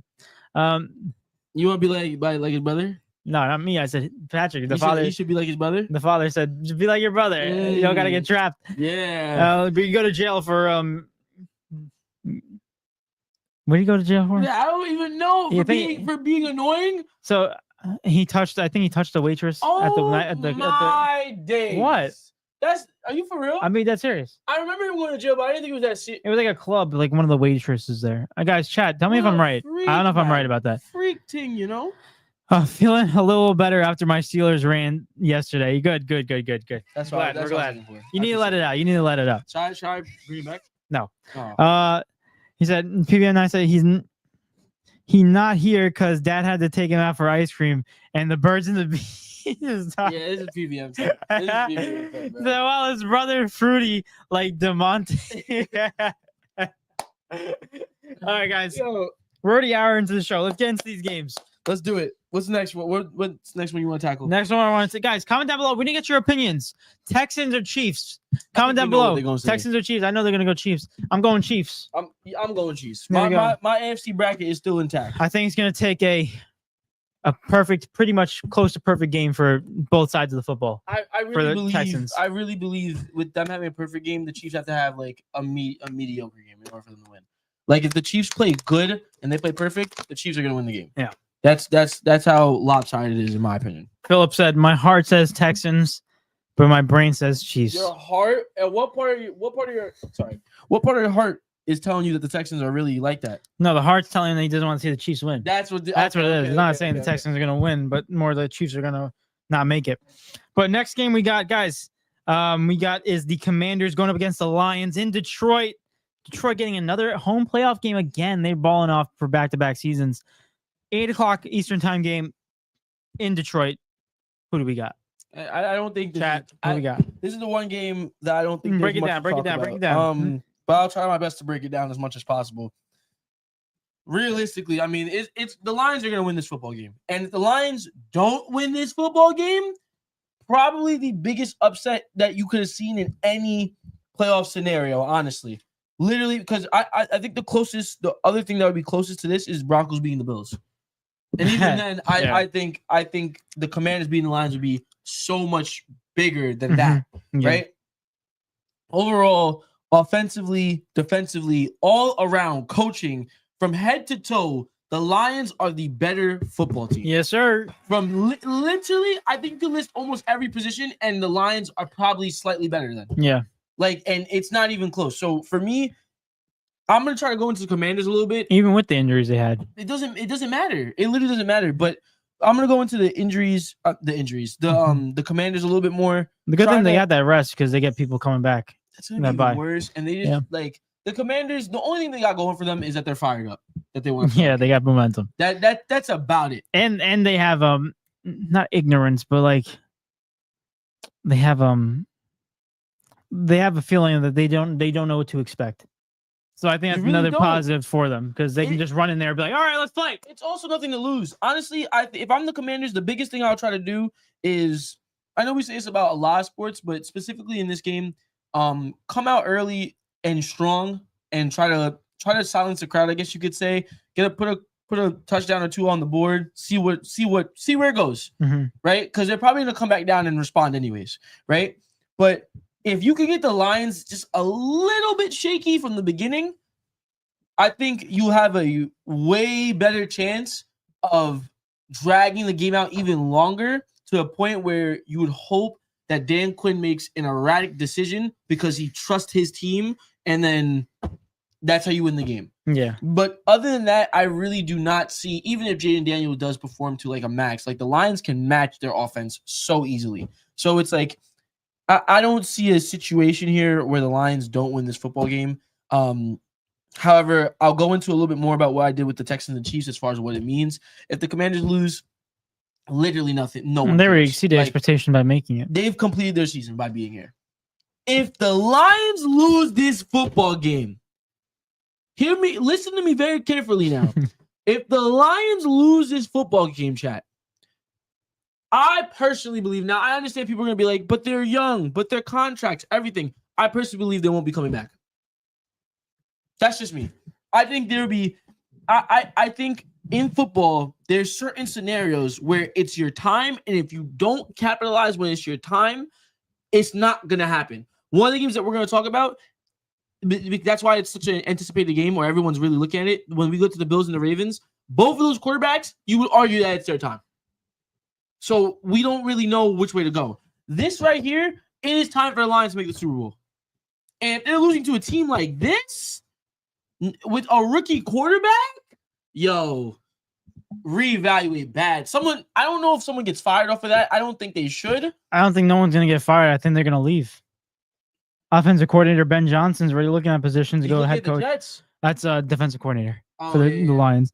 I'll take Ben Johnson, offensive coordinator too. So both of the coordinators for the Detroit Lions are already looking at head coaching positions. You got to get it done now. You have to get it done now. But as far as this goes, I actually like to see the odds in this. Like FanDuel? Yeah, sure. I don't really care. I just want to see how much of a favorite they are because they should be clear favorites. I think they're minus 400 or something. Like, I wouldn't be surprised if it's extremely high. But let me see this really quick. 1 second, chat. Also, thank you for everyone who's watching right now. We appreciate you guys so much. Make sure you like, comment, subscribe, and share that everyone let you know. Let's get more people in here. The Chiefs are minus 450 against the Texans. The Lions are minus 450. Damn. Yeah. And the Lions are minus 500. That makes sense. Like you guys gotta understand. Like, there's no way. I just can't see any avenue, and maybe you can see a different avenue, but like I can't see any avenue where the Commanders win this game. And if they do, it's by the freaking grace of God. Like I literally, I don't know. I literally don't know how it works. But there's not much for me. There's not much for me to break down. Honestly, the Lions are better defensively. They're better offensively. They're better in every aspect of the game than the Commanders. Every aspect that you could think of, they're better than. So, with that being said. Lions for me. I'm trying to see if they played them before in the season. I don't think they did. They didn't. Yeah, but it doesn't matter. There's a pro. I haven't seen them yet. I don't know if that's a pro for both either team. That's probably a con for both teams. But overall, like let's dive into this. Let's break it down in terms of sections. Coaching, Dan Campbell takes it. No offense to Dan Quinn. Had a great season by leading his team there, but just doesn't have the experience like Dan Campbell does, right? Or the motivation to say that. Coaching goes to the Detroit Lions. Offense, like you said, you can argue every single position player is probably better than the Commanders in any defense and offense. You can argue. It's going to be tough because you're looking at a team who's ranked, I think it was top 5 in offensive yards per game. I think they're second behind the Ravens. So they're freaking a ridiculous team that can throw the football, but not only that, can run the football with Gibbs, Montgomery when he was healthy, but I don't think he's coming back for this game. But when Gibbs was healthy, they were running with it. They had a 1-2 punch. Now they have a Gibbs punch, and it's still dominating everybody. So overall, you look at this team, they got a quarterback that's above 4,500 yards. They got a running back that's above 1,000 yards rushing. They got another receiver who's above 1,000 yards receiving. They have it all. They have everything. The only thing is that they have people who are injured, but they were winning games in the regular season with an injured squad. So, like, not to mention, like, I just think it's not going to be close for me, in my opinion. I think the only thing benefiting the Commanders in this standpoint is, like you said, they're innocent and they don't know what to expect. And they're coming off of momentum. What? What? Just keep going. What? They're innocent. What? No. What's wrong with you? Oh, my brain is so jacked. Anyway, but they're just a team that's they're still like. All right, you done, buddy?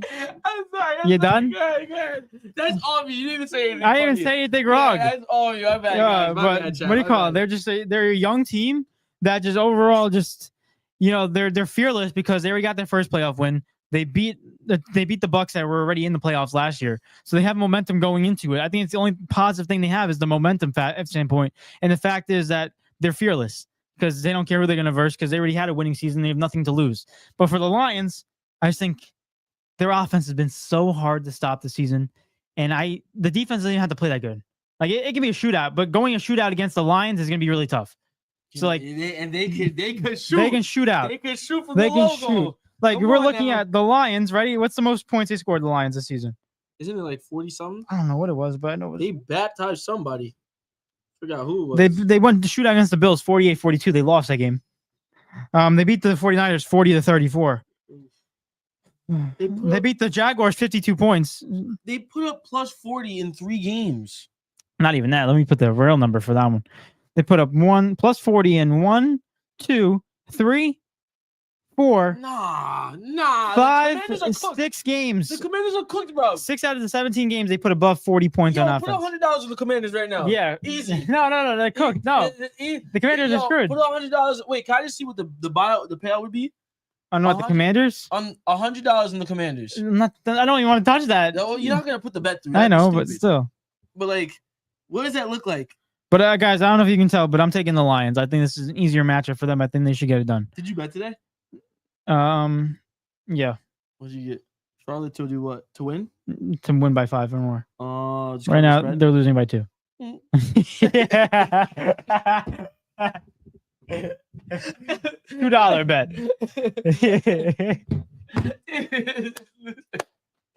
Oh, that's funny. Even though I've been losing, I've been getting like bonus bets, and I just been using them. Yeah, when it reminds that. Yeah. I still got my NBA League pass. Where is it? I have it. Oh my gosh! I got the freaking code, and they just never let me in. I never set mine up.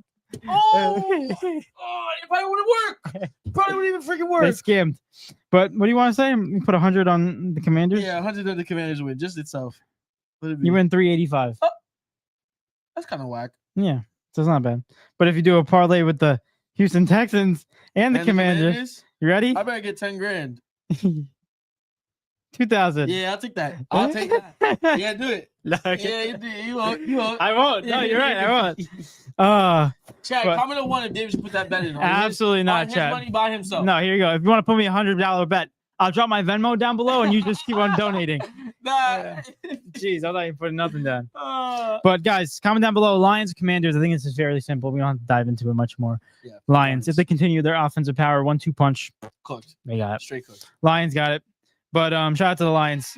But we are an hour and almost 20 minutes into the episode, guys. I love y'all. This is great. We have 2 more games to get into, and then we'll see how much time we have. Yeah. We'll probably call it. Regardless, we'll see how it goes. But the next game that I'd like to go into. All right, before we do, I want to get into this. Oh yeah, my fault. Get into the comments. Jay said, "Q's, my heart will go on for Philip," because he said my heart. He said, "PVM9 said the Commanders have nothing to lose. They come in with the bravado and cockiness and play like there's no tomorrow. Daniels is a legit shot at what? Tomorrow. Oh, tomorrow. Hey, Daniels has a legit shot at winning if he plays like he is capable of. Scheme to attack the holes that are left in the Lions defense and adjust. Listen, but you're missing one thing. You're talking about the Lions defense, but that offense, bro. You could. I was about to say something crazy. Never mind. You can attack whatever you want, bro. You can have Jane Daniels put up 5 touchdowns. They will still lose. I'm telling you, that defense has got to be locked in to a T. Yeah, I think against a team that has experience, it's going to be hard to. You ever heard of rookie mistakes? Jaden Daniels is guaranteed to make one because there's only so much that you can do. He didn't make a mistake against the Bucs because the Buccaneers made the first mistake. But when you're going back and forth and not making mistakes, and the other team's not budging, you're guaranteed probably going to make one, especially if you're a rookie and not in that situation. But I'd say if Jaden Daniels has like a Lamar Jackson-X type of game, it'll make it interesting. But like I said, you're still in a shootout. Yeah. But you're not ready for dude. The Warriors are beating them 32-10. Ew. In the first, there's a minute left in the first. They're about to put up 10 points in the first quarter. Is Andy even playing? Oh man, I thought I saw him on the court. He definitely is. Oh my god, pull up 3. Oh my! Right, Julius Randle got the board. Look at him dribbling. He doesn't want to be there. Look at him. He don't like this place. He don't like Minnesota. It's too cold for him. He didn't like the way he was playing in New York. He didn't like it either. No, let me stop. He wasn't playing that bad in New York. But oh, sorry, we just got distracted watching it. Philip said, if Jaden Daniels goes into Detroit and gets the dub with the energy the crowd is going to bring, Jaden Daniels becomes instant top 5 quarter. Nah, he dragged it. Not instant, but he gets more recognition. Patrick Mahomes, Lamar Jackson, Josh Allen, Joe Burrow. Who's 5? Jared Goff. Yeah. So if he beats him, he's not top 5. No, I don't think Jaden Daniels is up there yet. I think if you look at the regular season, I think Baker had a better season than Jaden Daniels. Sam Darnold had a better season than Jaden Daniels. Did he though? Based off of numbers, yeah. Okay. And off a record. I was just saying. Wait, you're talking about just regular season, right? Yeah. Okay.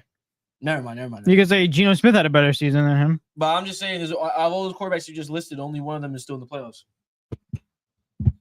Matthew Stafford. Technically, I wouldn't say Matthew Stafford had a better season. Technically, based off a number, he had a better season. But that's crazy. That's actually really impressive. Sorry, that's really impressive. Yeah, I mean, it's close. It's close. I definitely think he gets, but you can't. This is the thing. We can't be doing this like he has. I know it's a great playoff game. There's a lot of pressure, but if he beats them, I think it adds to like, hey, this guy's a legit. We need to watch out. But I'm not putting him into no categories yet. Really though? Not yet. He's still a rookie. I gotta see how he does next year. Because CJ Stroud was last year. We were talking about him being a top 10, top 5 quarterback, like legitly, like 7, 6. Because he had a great, ridiculous rookie season. What if he won a Super Bowl? Who? Jaden Daniels. What if they won the Super Bowl? I don't even know. I don't even want to entertain that. About that. It's not gonna happen. All right, let's move on. I mean, if you want a Super Bowl, I think when we get there, if they're in the Super Bowl, we'll talk about that. You'd have to be top 5. You would have to be top 5. I mean, I don't know. I feel uncomfortable putting a rookie in top 5. But the thing is, though, at the same time, I feel like your opinion would change because he would have to, in order for him to win the Super Bowl, He had to play at an all-time level. Yeah, I gotta see. I thought that was my phone. What the hell's wrong? I gotta see how he plays. He had to be all-time. Because if they have Austin Eckler running for 200, winning the game for them, true, that's a different story. Imagine if that happens. Yeah. That'd be weird. That'd be so weird. You waited. No one saw that coming. Yeah, nothing. Jay said, "There's a famous rapper and fan of the Lions. Eminem, baby, Eminem. That song says, if you had one shot, this is Jaden's shot. Take it back to the backyard and play. Yo, I love Eminem, but you can't use Eminem in Detroit at the same time. Why not? Because he's from Detroit. 8 Mile. Yeah, but at the same time, like he should be there. I'm honestly wearing Detroit colors today. That's kind of Whoa, crazy. ironic. I'm wearing gray area teams that are in the gray area. Buccaneers. Bills. Not the Bills. Bills. Buccaneers, Steelers, Bills. Broncos. Not Broncos are not in the gray area. Bills. Bills? Yeah. The only Bills are gonna be freaking. Yeah. Makes sense. I saw this angle. Dollar bill. Yeah, that's what the Ravens are gonna do to Lamar after he beats them. I would love to see it happen. Let's see it happen. Let's see it happen. Let's see it happen. Yeah. Let's see it You want to happen. see Lamar get Donovan stuff in his butt? No. Yo. It was a terminology referencing beating them so badly that you would beat them up. Jay said Jaden needs to run the option like swerve, hit that corner. Whoa. Swerve, Hit that corner. Whoa. If Yeah. Jaden Daniels plays that song before the game, he's gonna win. What about if the Lions play Eminem? Playing? No. Right now, Jello has more movement than any rapper in the game. That's BS. He has more movement than any rapper bull. in the game. That's such disrespect. Yeah, ready? Watch this. I might swerve and the corner. Whoa. Exactly. Ready. Mustard. But if I go lose yourself in the Music, the moment you're on it, you better never let it go. You only got One shot, not miss your chance to blow. Yeah, honestly, if he performs that every single day, they should be winning a Super Bowl. Imagine he performs for them in the locker room. Yo, that's like the perfect song for the perfect team. That's a team that's already going in with a killer mentality. Imagine have Eminem music in the background. Just boom, boom, boom, Yeah, boom. boom, Yo, boom, if I was from boom, Detroit boom, boom. and I was at the game, I think I'd faint from screaming so much. Yeah. Like, imagine hearing that and watching your team come out. I think the fans will start playing. You be ready to run through a freaking brick wall. Yeah. And plus they're on mushrooms, these guys. Yeah, thanks. They'll be like, yeah, bro. They're like, let's do it. Let's do it. I know with Aaron Rodgers' clinic, bro. Yeah. Let's get it. And then you have Kendrick Lamar performing halftime. Mustard! Yeah. No, but then locked it at half. Imagine in the locker room, all of a sudden you're in the background, you hear, Mustard! You'd be like, and surprise performance, Eminem. They'd be like, what? Detroit. Oh, man. Mustard! God, I love Kendrick. Oh, my gosh. But anyway, going back, we got 2 more games in the NFL to talk about. Let's do it. And we have, the Pelicans are beating the Dallas Mavericks. I hope Luka comes back soon. I hope they lose so they can say Zion is the Zion. They need Zion. Well, they're about to win. Wait, is Luka? Yo, David. You know what? Luka better be there for March. David. He's already missing out on the regular season awards because he missed too many games. Really? Mm-hmm. Rip Luka. Yeah. DeJounte Murray, my guy. 29, 7, and 7. What's he averaging this season? He's been quiet, right? 17, whoop, and whoop. 17, 7, and 7. Oh, wait, no. Yeah. That's terrible. That's terrible. 39% from the field? But his last couple of games have been lifting it up. 29, 20, 17, 26. Dude, New Orleans is trash. No, they really do stink. But Jay said, I think a lot of Lions fans would faint just like Zion would faint when his blood sugar goes below 70. That's so bad, bro. Leave my boy alone. He's eating man. donuts on the sidelines, dude. But he's swerving in the corner. Bro. No, the only thing he's bending is his seat when he's sitting down. He's freaking fat. Yeah, you bend your seat when you sit down. I bend my seat? Yeah, you bend your seat when you sit down. Oh, I got a funny story, dude. One time I was on Disney on Ice. I was watching Disney on Ice with my girlfriend. So we're there and we were watching it. And all of a sudden, this lady in front of us, she's a little bigger, you know, she's bigger. And then all of a sudden, she's there with her family. She's sitting on the side of the seat, you know, where the armrest is, and they're plastic armrests. So you know, they're like where the Islanders play, where all that stuff. So she was there. She was sitting on there during intermission. She sits on. All of a sudden, you hear pink, the thing shatters and the thing goes flying, hits my arm, the plastic. We're right behind them. So it hits. She falls down. my. She falls down. I'm with my girlfriend. I turned around. I was dying laughing. I'm like, did she just break the seat? Like, there ain't no way. See, something like that can't Oh happen my with us, gosh. I would be like, her family was laughing, and I'm like, I don't know if that's sad or if that's funny. It's like you. Stop. I'm like, she broke it. Yeah. It legit snapped. Plastic pieces went flying, and the girl, there was a little girl, like a 3-year-old girl. She was like, her mother was on the ground. She's like, she went to go look for the plastic. The girl found the plastic. 3-year-old girl found the plastic, gave it back to her mom. She's gonna fix it. Oh no, sorry. It was the girl sitting next to us. There's a little 3-year-old girl. Just randomly. The little 3-year-old goes and gets the plastic. She gives it back to the girl. But she is so innocent. She's like, here you go. And the woman's like, oh, thank you.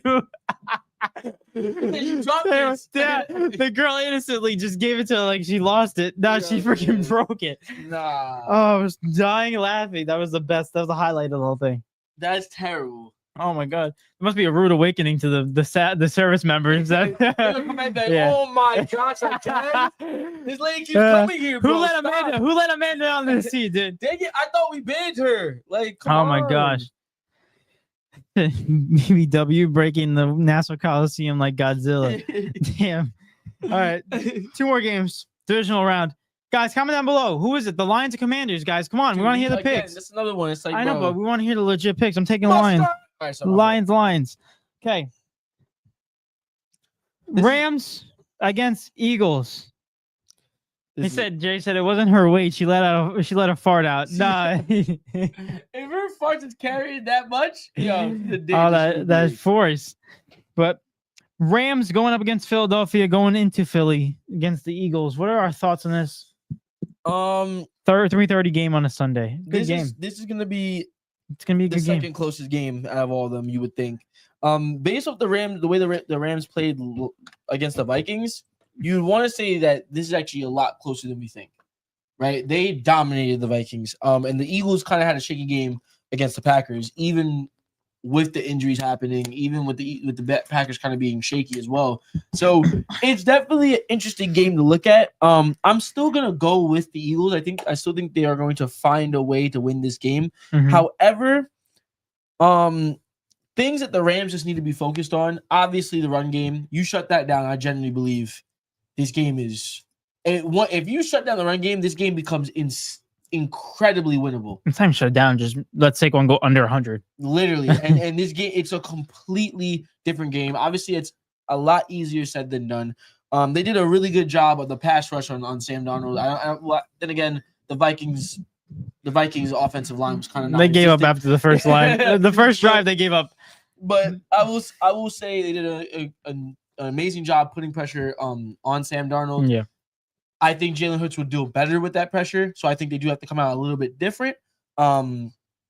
However, it's going to also come down to, I think their offense is going to be ready regardless. I think they are going to put up points. It's just a matter if they can really stop the Eagles. Mm-hmm. That's what it really is going to come down to with the combo of Devonta Smith, AJ Brown, and then Saquon Barkley all coming at you, and they could just score in so many different ways. They're like not a Walmart version, but they're a B-Tech version of the Lions. That's how I kind of see the Eagles in that sense. So it's gonna end up coming down. I think if they slow down Saquon, I think they definitely can win this game. But it being in Philly, you got the extra man basically within the crowd. It's gonna be really tough for them. But the one thing that they do have going for them, I mean, you can't really even say experience because they've been to a Super Bowl as well. Yeah, so but the Rams won one. But we're not in the Super Bowl. Yeah. So it's like I'm not really counting that. We both know how to make it there, but one of us has won it. But we never see each other in the Super Bowl, so I'm not really worried about that. But I tell you what, I believe Matthew Stafford's going to come out. He's going to have a great game. Yeah. Regardless, I think Puka's going to be a really big factor into this. As long as they could they can execute what they did against the Vikings. I think this would be a very close game, possibly even one possession, maybe a field goal, honestly. But I think the Eagles do come out on top. I'm still going to go with the Eagles. Fair enough. After that Rams game against the Vikings, it shifted a little bit for me. gave me more confidence in the Rams to 100%. close this out. I think you look at Matthew Stafford. Matthew Stafford is like turns it up when it comes postseason. Like it's a different time. Like he can have a inconsistent type of regular season, but when postseason comes, he just changes it to another level, like what Patrick Mahomes does. Right in playoff time, and just we're elevating our game. Playoff Stafford. Playoff Is Matty. that really a thing? Playoff Matty. That's crazy to think about. But overall, and he got the he got a little bit of the fro with the curly fro he's got going on. He's a chill guy. He's balling out. But overall, I think the thing for the Rams is their offense, how successful that offense is. They have Puka, they have Cooper Kupp.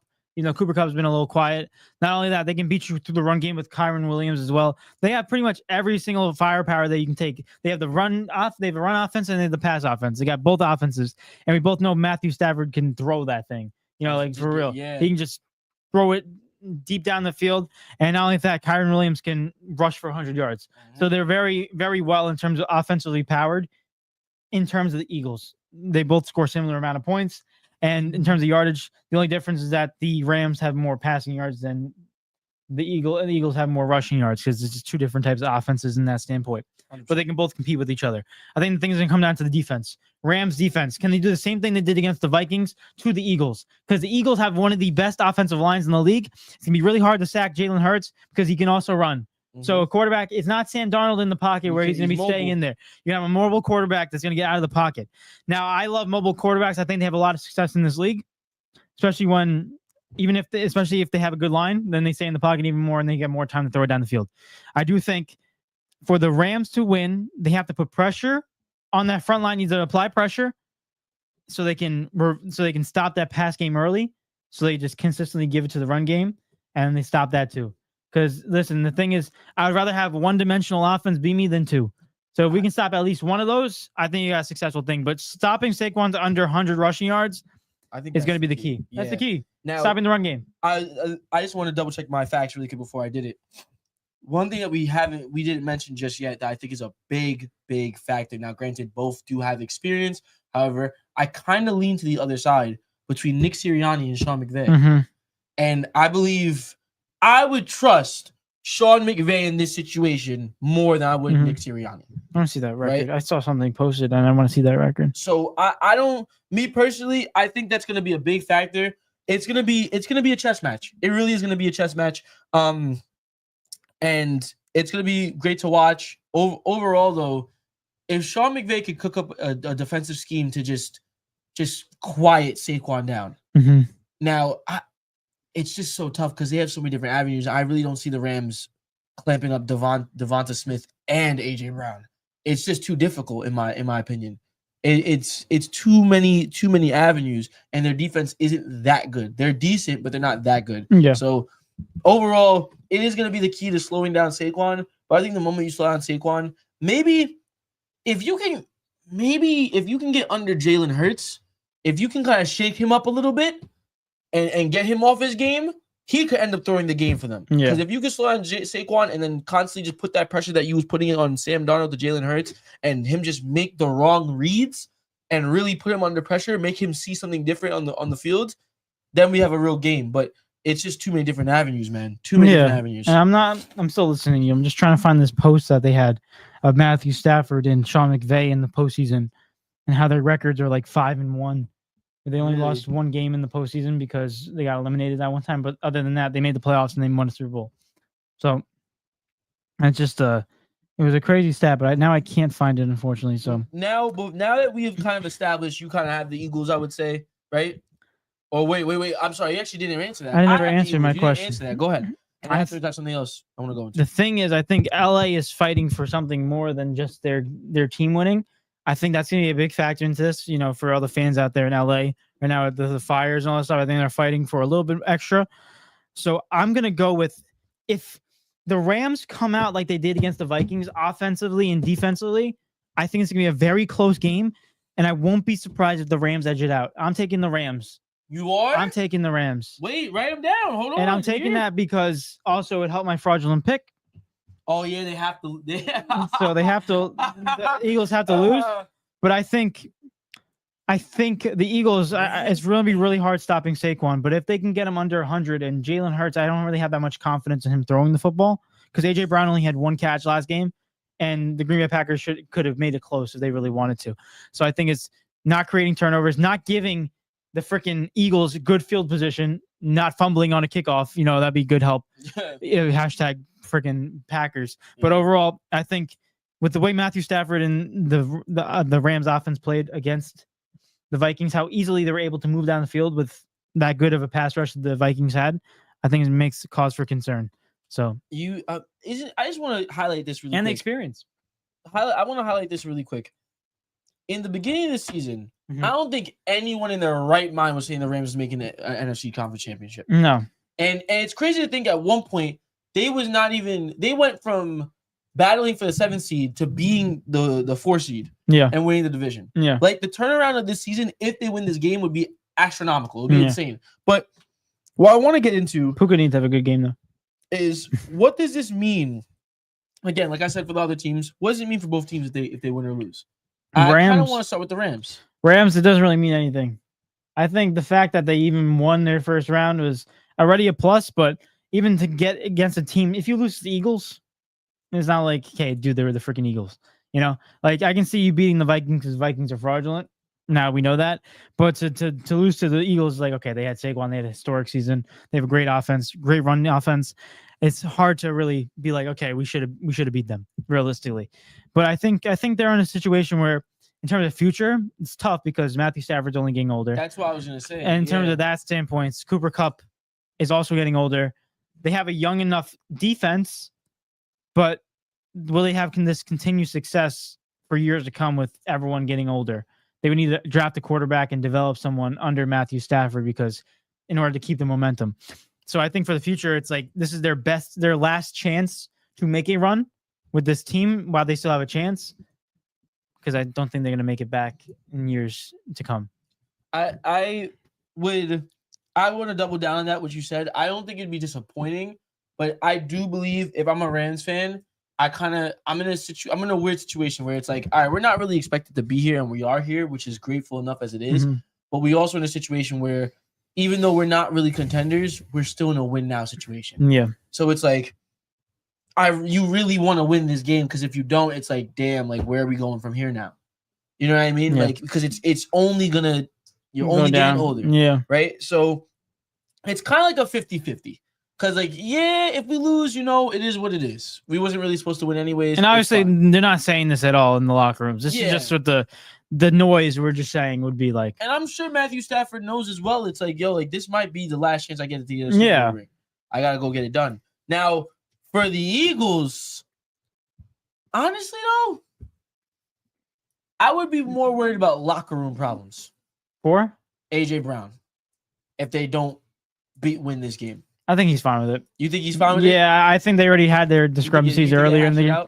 Yeah, because you could tell that he's just like on the side. He was reading a book last game against the Packers. That's so true. He's freaking chill. He's just there to win. I would have crashed if I think that creates a championship mentality because I think AJ Brown's like Tom Brady said it best during the cast. He's like, that's what creates a superstar from a star player to a superstar is the fact that you'll do whatever it takes for your team to win. Even if that means that we don't get enough. I'm not catching the ball 20 times a game.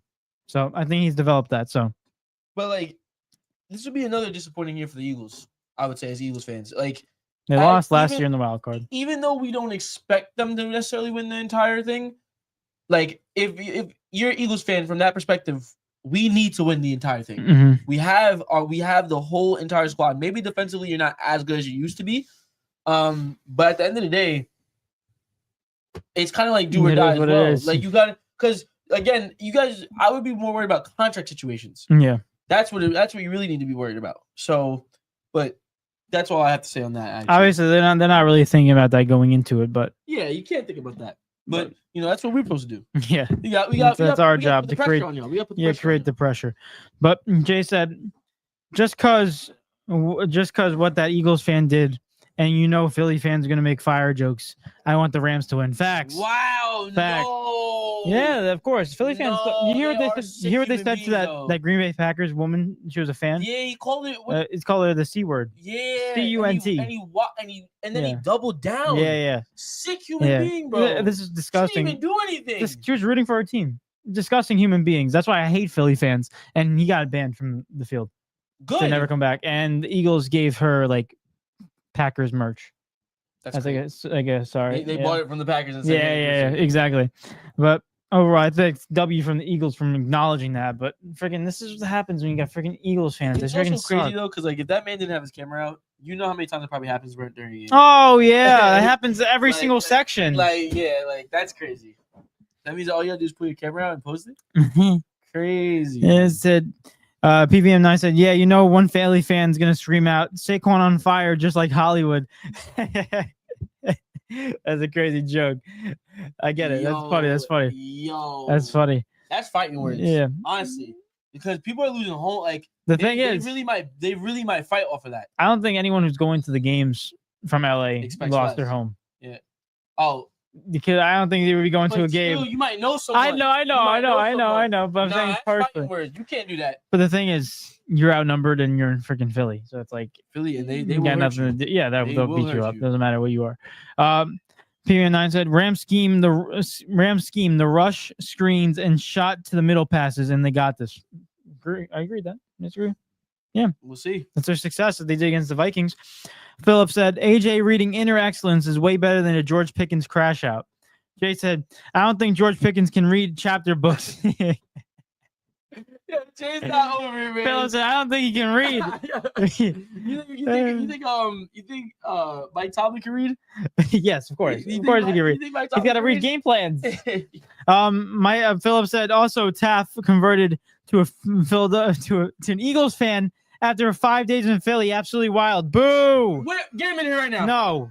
Get him in here right now. No. Where's Taff? Where's Taff? We gotta text He got him. enough time. You got enough time to become an Eagles. We gotta fan. text him. Nah, Taff.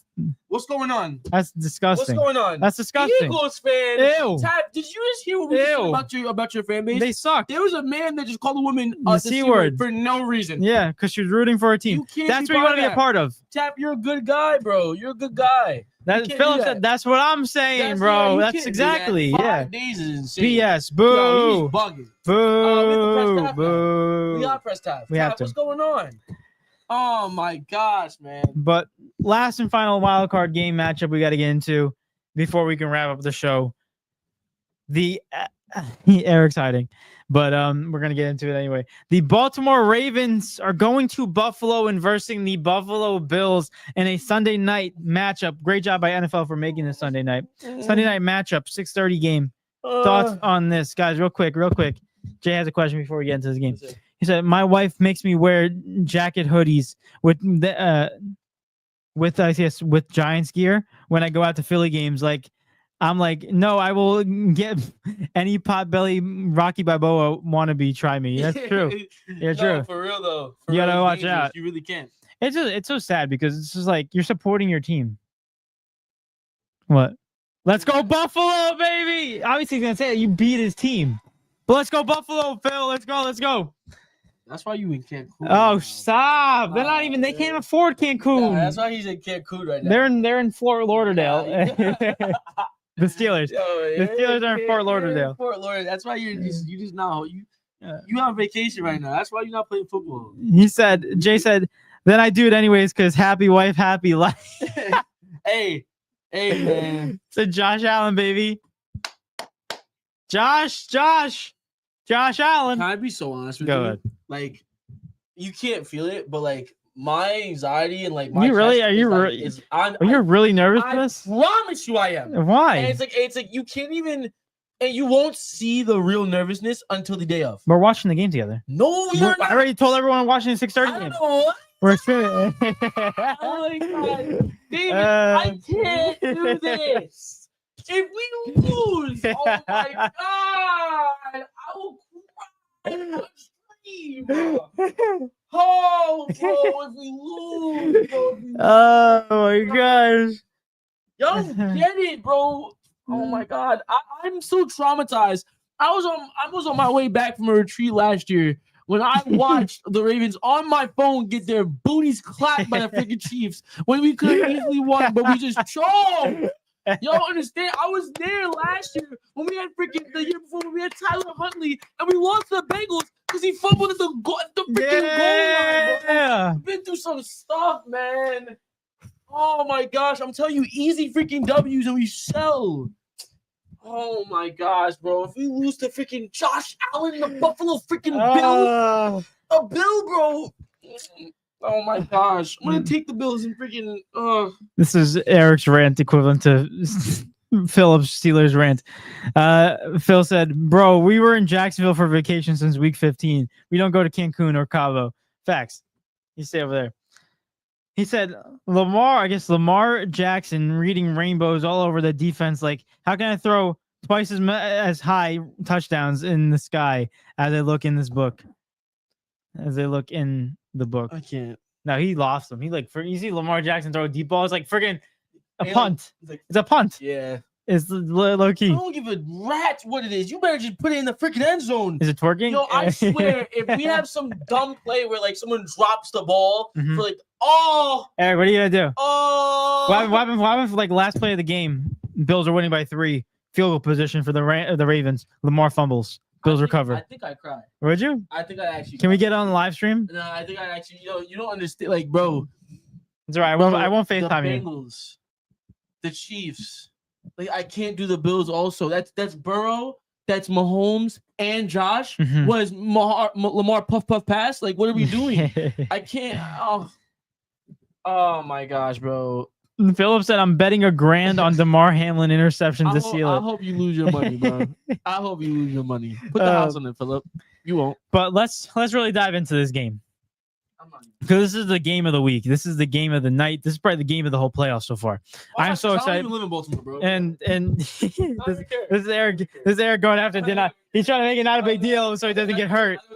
Try not to make it a big deal. Honestly, I'm not gonna Ravens. You're not a Ravens fan? So why are you worried about this game? Who cares? No, exactly. You're Right? good. I mean, like, I'm wearing blue too. Like, I'm not. Don't worry about it. Don't worry about it. Exactly. Hold up. Let's get into this, the odds in this one because the odds makers made it super close. You need to disassociate from this freaking game. This is the closest one. They actually have the Baltimore Ravens as the favorite, -118. So very close. Bills are +100 in this matchup. So interesting that FanDuel has that standpoint. I would honestly just put them even. That's literally how it is. But technically, it really is even because you look at the numbers, it's literally like that. But overall, breaking this game down, they're playing in Buffalo, already advantage Buffalo. Those fans are going to go crazy. The only thing I love about Buffalo fans, that's why they're better than the Eagles fans. They're just as crazy, but without the harsh words and making people feel like garbage. Disrespect. Yeah. Exactly. They're actually nice about it. So that's why we love Buffalo fans. They're actually cool. Yeah, they're cool They people. jump through tables and stuff. Like, it's fun. They do their own stuff. Yeah. They're not disrespectful. Exactly. That's why they're great. They don't have the New York part of them. Like, No, they don't have that they got the York upstate City part. Yeah. They got the upstate part. But overall, like breaking down this game, it's really hard because these are two potent offenses. You got Ravens, the best, I think, the best offense in the league by yards total, and you got the Buffalo Bills that have like Lamar Jackson MVP candidate for the Ravens, Josh Allen MVP candidate for the Bills. Josh Allen can do anything with his legs and throw the ball deep. Lamar, same thing. Look at the running backs. Derrick Henry's been running through everybody this season as a tank. James Cook can be a receiver, and he can also run through everybody. He ran for 120 yards last game against the Broncos defense, which is pretty good in the league. So, and also James Cook, I think, is top 5 in touchdowns in the league. And also, you look at wide receivers. That's the issues. Zay Flowers, they have a 1,000-yard receiver. Buffalo does not have a 1,000-yard receiver. So that's their issue. But Shakir had a lot of receptions last week. They might go back to him. But it's tough. That's where the faultiness is. But I just think both of these offenses are good enough where this will be an overall shootout. And we know Buffalo can go into a shootout. We know that the Ravens can go into a shootout. I don't think this is going to be whoever gets the first stop wins. That's how I'm going to look at it because I think both of these teams are going to go back and forth. Whoever gets more stops is going to win. What if it's whoever makes the first mistake? That too.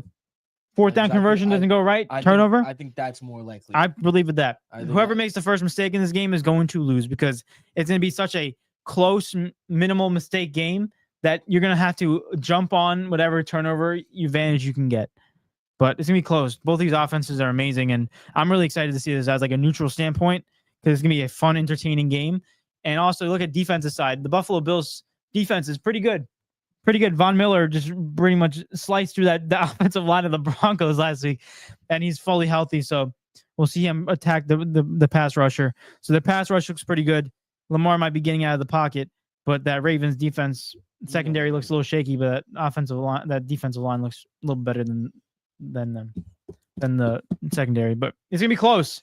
I got Buffalo by a little bit, but I think it's like a 1-possession game. Not even kidding. All right. So with that being said, we could Boo! Boo! Eric! It's okay. It's okay. I'm gonna say something. Oh. And I think you're actually gonna like it. Why? Like more so than usual. Than usual. like you know, the biggest I say something, you'd be like, yo, incorrect. But when it comes to the Ravens, at least. Okay. Right? As a Ravens fan, I'm going into this game and I'm looking dead straight at this one person. I'm praying and asking, please, Sabrina Carpenter? Please. See, this guy wants to troll right now. I'm being so serious. I'm being so serious. Sorry. I'm literally being so serious. Sorry. Listen, you laughed when I said innocent. Yeah, because I was thinking about something, bro. Like, leave me alone, bro. Exactly. So I'm thinking about something. Yo, chat, listen. Derrick Henry, please. X Factor. Please run all over this Bills defense. Please. You are the key to freaking winning, bro. You are the key in this game. You are simply just the key. We have the this is the one time I will say this season, I believe there is not a single quarterback other than Josh Allen that can match up well with Lamar Jackson. I'm standing on that. Wow, stand on business. I'm standing on that. I believe if we win this game, we are winning it all. I can agree with that. And or at least make it to Super Bowl. I think we're gonna do it all. I don't think there's one team that can stop it. If we can get through this Bills team, we can get through any team. Lions. I'm standing on it. Right now, the reason I'm calling out Derrick Henry the most is because I believe he is not way better, but he is the better running back. That's the only matchup that I see us winning right now. Defensively, it's close, but we make stupid mistakes. And our stupid mistakes, there's difference between stupid mistakes that are like, all right, it gives them a first down, and then there's stupid mistakes that leads to a freaking touchdown. Like missing wide open tackles, open field place tackles. Or missing field goals, too. Or missing field goals, or freaking running to pressing up on somebody and then just letting him run past you. Oh, yeah. And then catching the ball. Yeah, then missing the a tackle. It just jumps past the person. Yeah. Derrick Henry, please. Sabrina Carpenter. Fuck Sabrina Carpenter. What? Yo, show man. Yo. He's getting mad. He's getting mad, guys. He's getting mad. Chat, let's get it. Come on. 11 people. Let's go. Listen. As far as defensively. Our secondary, please. Just there's not even anyone to really guard for real. Like when you really think about it, just worry about put up a QB spy and just wait it out, bro. Shut down the run game, put up the QB spy, and force Josh Allen to chuck that freaking rock all over the place and play defense. I don't think that's the key. Because you got to watch out for then. Josh Allen makes his receivers good. Doesn't matter who he's throwing it to somebody. Lock up his receivers, it doesn't matter. All of them? Your secondary? Bro, but this listen, it's gonna be tough. It's gonna be a fun matchup. And you're having for you? Yeah, that's what I said. Oh for me. My God. It's gonna be a fun matchup, and I'm so excited. I'm not rooting for any of these guys. No, honestly, real talk. I don't think it matters. If we shut down the run game, I really don't. I think it gives us a slight edge, which if it's that close, then that will be our slight edge and we'll win the game. But I think it's more important to Josh Allen's going to get his no matter what. Yeah. That's what it really is. Lamar's going to get his thing. Derrick Henry's going to get his thing. One interception and capitalize. Just one. That's all we need. Or just a 1 3 and out. Yeah. That's all we need. But I can't bear to watch Josh Allen come into this game and freaking run all over us and throw all over us like it's up, like he's on a playground.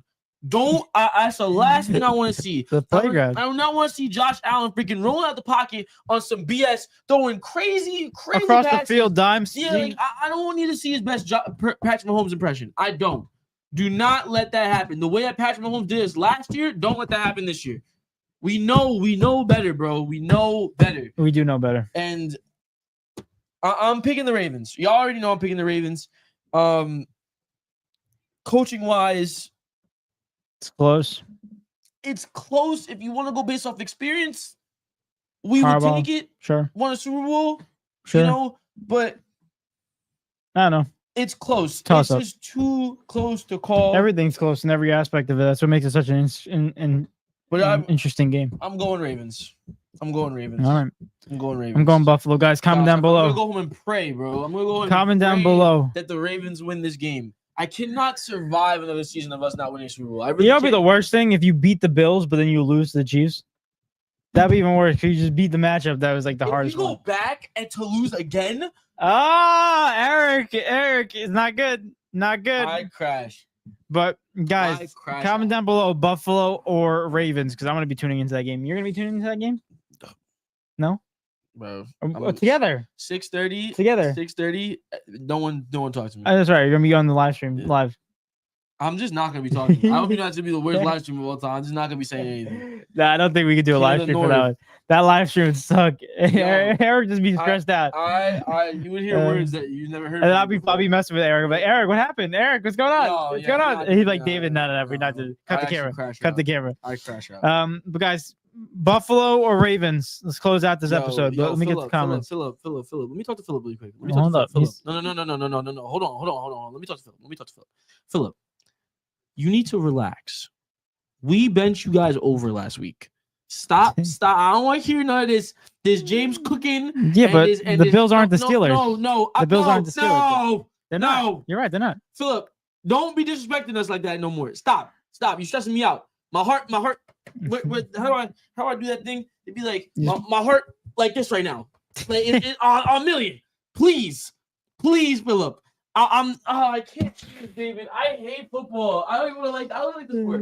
I like the sport. Oh my gosh. Guys, if this is how he is before the game, just imagine what happens during the game. I go mute until we do something bad. Yeah. When we do something good, I don't say anything. Once I see Eric type in the group chat or in like I'm not typing that group chat. During the game? I'm not typing that group chat. Oh my gosh. Because if we do something stupid and then I hear no. I'll literally be AFK for like 2 days. Oh my God. But anyway, let's get into these comments. It's on Sunday too, so we have the podcast the next day. Yeah, Yo, buddy. I need time. That's to right. Lose. I need time to lose. You got 12 hours. But like that's not enough. It's all right. 24 hours. Like 20 hours to say that. Jay said, what if Lamar leads them on a 86-yard drive for the game-tying field goal and Tucker misses it? Oh my gosh, that would just be a capitalize their season because Tucker's been missing a lot. That'd be crazy. But PVM9 said, well, Justin will be found just like Omar's boy was found in The Wire. Are they trying to kill me? They're trying to get your blood pressure up high. No, welcome to another episode of Bully Hans. Like, bro, come on, bro. Oh my gosh. So missed field goal by that mother Tucker, and the Bills win. That's crazy. These storylines be crazy. Sabrina Carpenter, please. Jay said, one team needs to send Joy Taylor over to the other team's coaching room. Whatever team does that is the winning team. Yo, facts. Yeah. Damn. You know what's funny?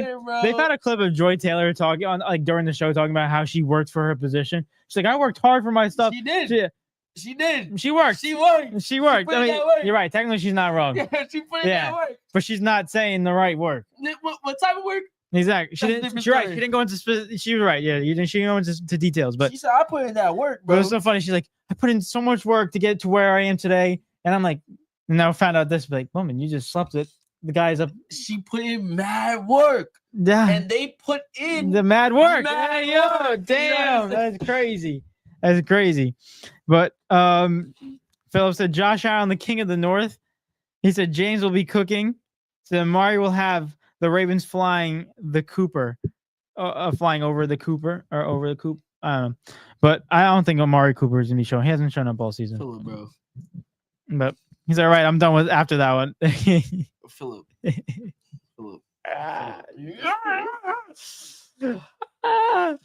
PVM9 said, my man just said the Ravens turned those Steelers into Joy Taylor and put in work. Yeah. Yes, sir. Yes, sir. Come on, we run that division. We already know that. Come on. Said Acho's clip of hyping her up and sniffing his fingers. Have you seen that? Yeah. Yeah, he said, Joy. Yeah. Yo, Joy's a great person. Yo, bro, was sniffing his fingers. Oh bro. my It's gosh, crazy. dude. The It's amount- crazy because that definitely like wasn't a thing, and people just made it like Yeah, brains just stick it there, but it's hilarious. Yeah. I mean, it makes him more suspicious when He said- you do that. Troy Taylor is such a great randomly in his car. Troy Yeah. Taylor is such a great coworker. Like, bro, you're free. It just goes to show you that if you want to make it big into the business. No. Don't promote this. I mean, Hollywood, they do it all the time. We're not from Hollywood. We from New York. We're not doing Joy it. Taylor was from New York. Nah, she's not right. But anyway, guys, close out this thing. What do you got taking Sunday Night Football? 6:30. Ravens or Bucks? Ravens. Ravens or Bills? Triple Sorry. down. Ravens. Put the house Yeah. on it. I got the Bills. Gonna be a good game. Game of the playoffs. I'm already calling. This is gonna be the Kansas City Chiefs Bills game of 2 years ago in the AFC Championship game. I don't That wanna equivalence, back and forth then fire. Watch him choke. I mean, listen, I'm talking about the intensity of the game. I don't know what the outcome's going to be. Said them old dudes running ESPN were like joy to the world. It was Fox. Yeah, Hey, not man, ESPN. they not definitely ESPN. was running. Let me stop. They were running to something. It was running through something. They were Say running. that much. They were running into They something. ran right through something. Into something. Yeah. But overall, like, let's just really talk about this. Yeah, you saw that one chick that set the world record of sleeping with 1,000 dudes in 24 hours. Was it that? I thought it was 100. No, it was 1,000. She held it up like Dom. Yeah, did you see that she cried the next day? Imagine if I cared. Yeah, I don't give a Well, crap. Why you what? She's bragging about it, then she cries She about cried. What she cried about? it. I don't even know. I started laughing when I saw it. I didn't even hear what she said. It wasn't taking you serious. I started laughing. Like, listen, 1,000. look at your career. Do you understand? No one cares. Do you understand? Hold on. Have you even? Quick maths. There were 1,000 people in that car today, and stuff. In fact, do you understand? Wait, please. that's 46. That's 42 people per hour. What? 24 hours. 24 hours. Yes, you're right. 42 people per hour. That's disgusting. Ugh. That's gross. 42? That's gross, dude. What's the minutes on that? I think the saddest part is how we are society and how she's able to just brag about it and no one cares. I'm like, yo. Used to be back in the day, like people used to be ashamed to get free lunch. And now you have people like her posting that she's sleeping with 1,000. Like, what a society. Freaking don't ban TikTok. Oh, man. You heard Mr. Beast is gonna buy TikTok. Yeah, but You got enough money to do it. he's just doing like imagine just doing it for the people. TikTok. I mean, that's what Elon did for Twitter. He bought Twitter Elon just for the accidentally people. bought Twitter. He didn't No, mean he to. did. He No, meant to. he No, he literally, didn't he miss literally said it. Like he put out a thing saying I'm gonna buy Twitter, and then there was like some legal thing action. Whereas because he said that, they forced him to buy it. No, that's not true. Yes, it is. No, I'm being dead serious. That's not true. Then what is it? Then? He said on Joe Rogan. So He said that was a he fake. yeah, he said not that he didn't even bring that up. He said he bought it because he wanted to buy it for freedom of speech because they were canceling and censoring so many other people. Bro. That's the only reason why he bought it.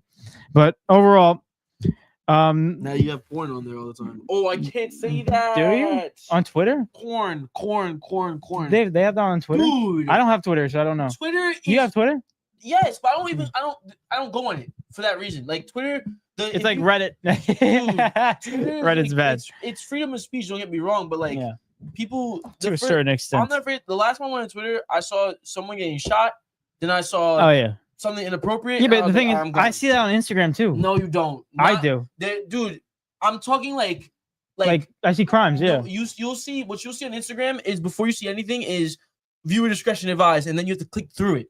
Twitter is Not for me. it's literally impossible. No, like on my reels, it just pops up. It's literally impossible. It's not. It does happen. No, it's literally community guidelines. That's impossible. If I'm- ISIS can have an Instagram, No, You're it's not hearing happening. me. No, I I'm- hear you. I'm saying like, dude, I saw homie get popped in the head and watched like Mhm. the whole scene. Yeah. You before you get to do that on Instagram, they'll make you click like, all right, are you sure you want to watch this? And then you have to watch, and then you have to click that, and then you'll watch it. Yeah, but that's how they bamboozle you because they just do that, and sometimes it's just like a Nerf gun, and they're like, "Oh, viewer discretion." Yeah, So you or click it's on it, getting, like, and also getting, like their arm. no, bitten it's off by animals. it's crazy because they have accounts of, like, I know Instagram, like Joe Rogan's like he's like the amount of times that I see people getting shot on social media, is just not healthy at all. Like it's Why is it recording? terrible. That's the real question. hold Other up. than like security. Why is it that's being different. posted?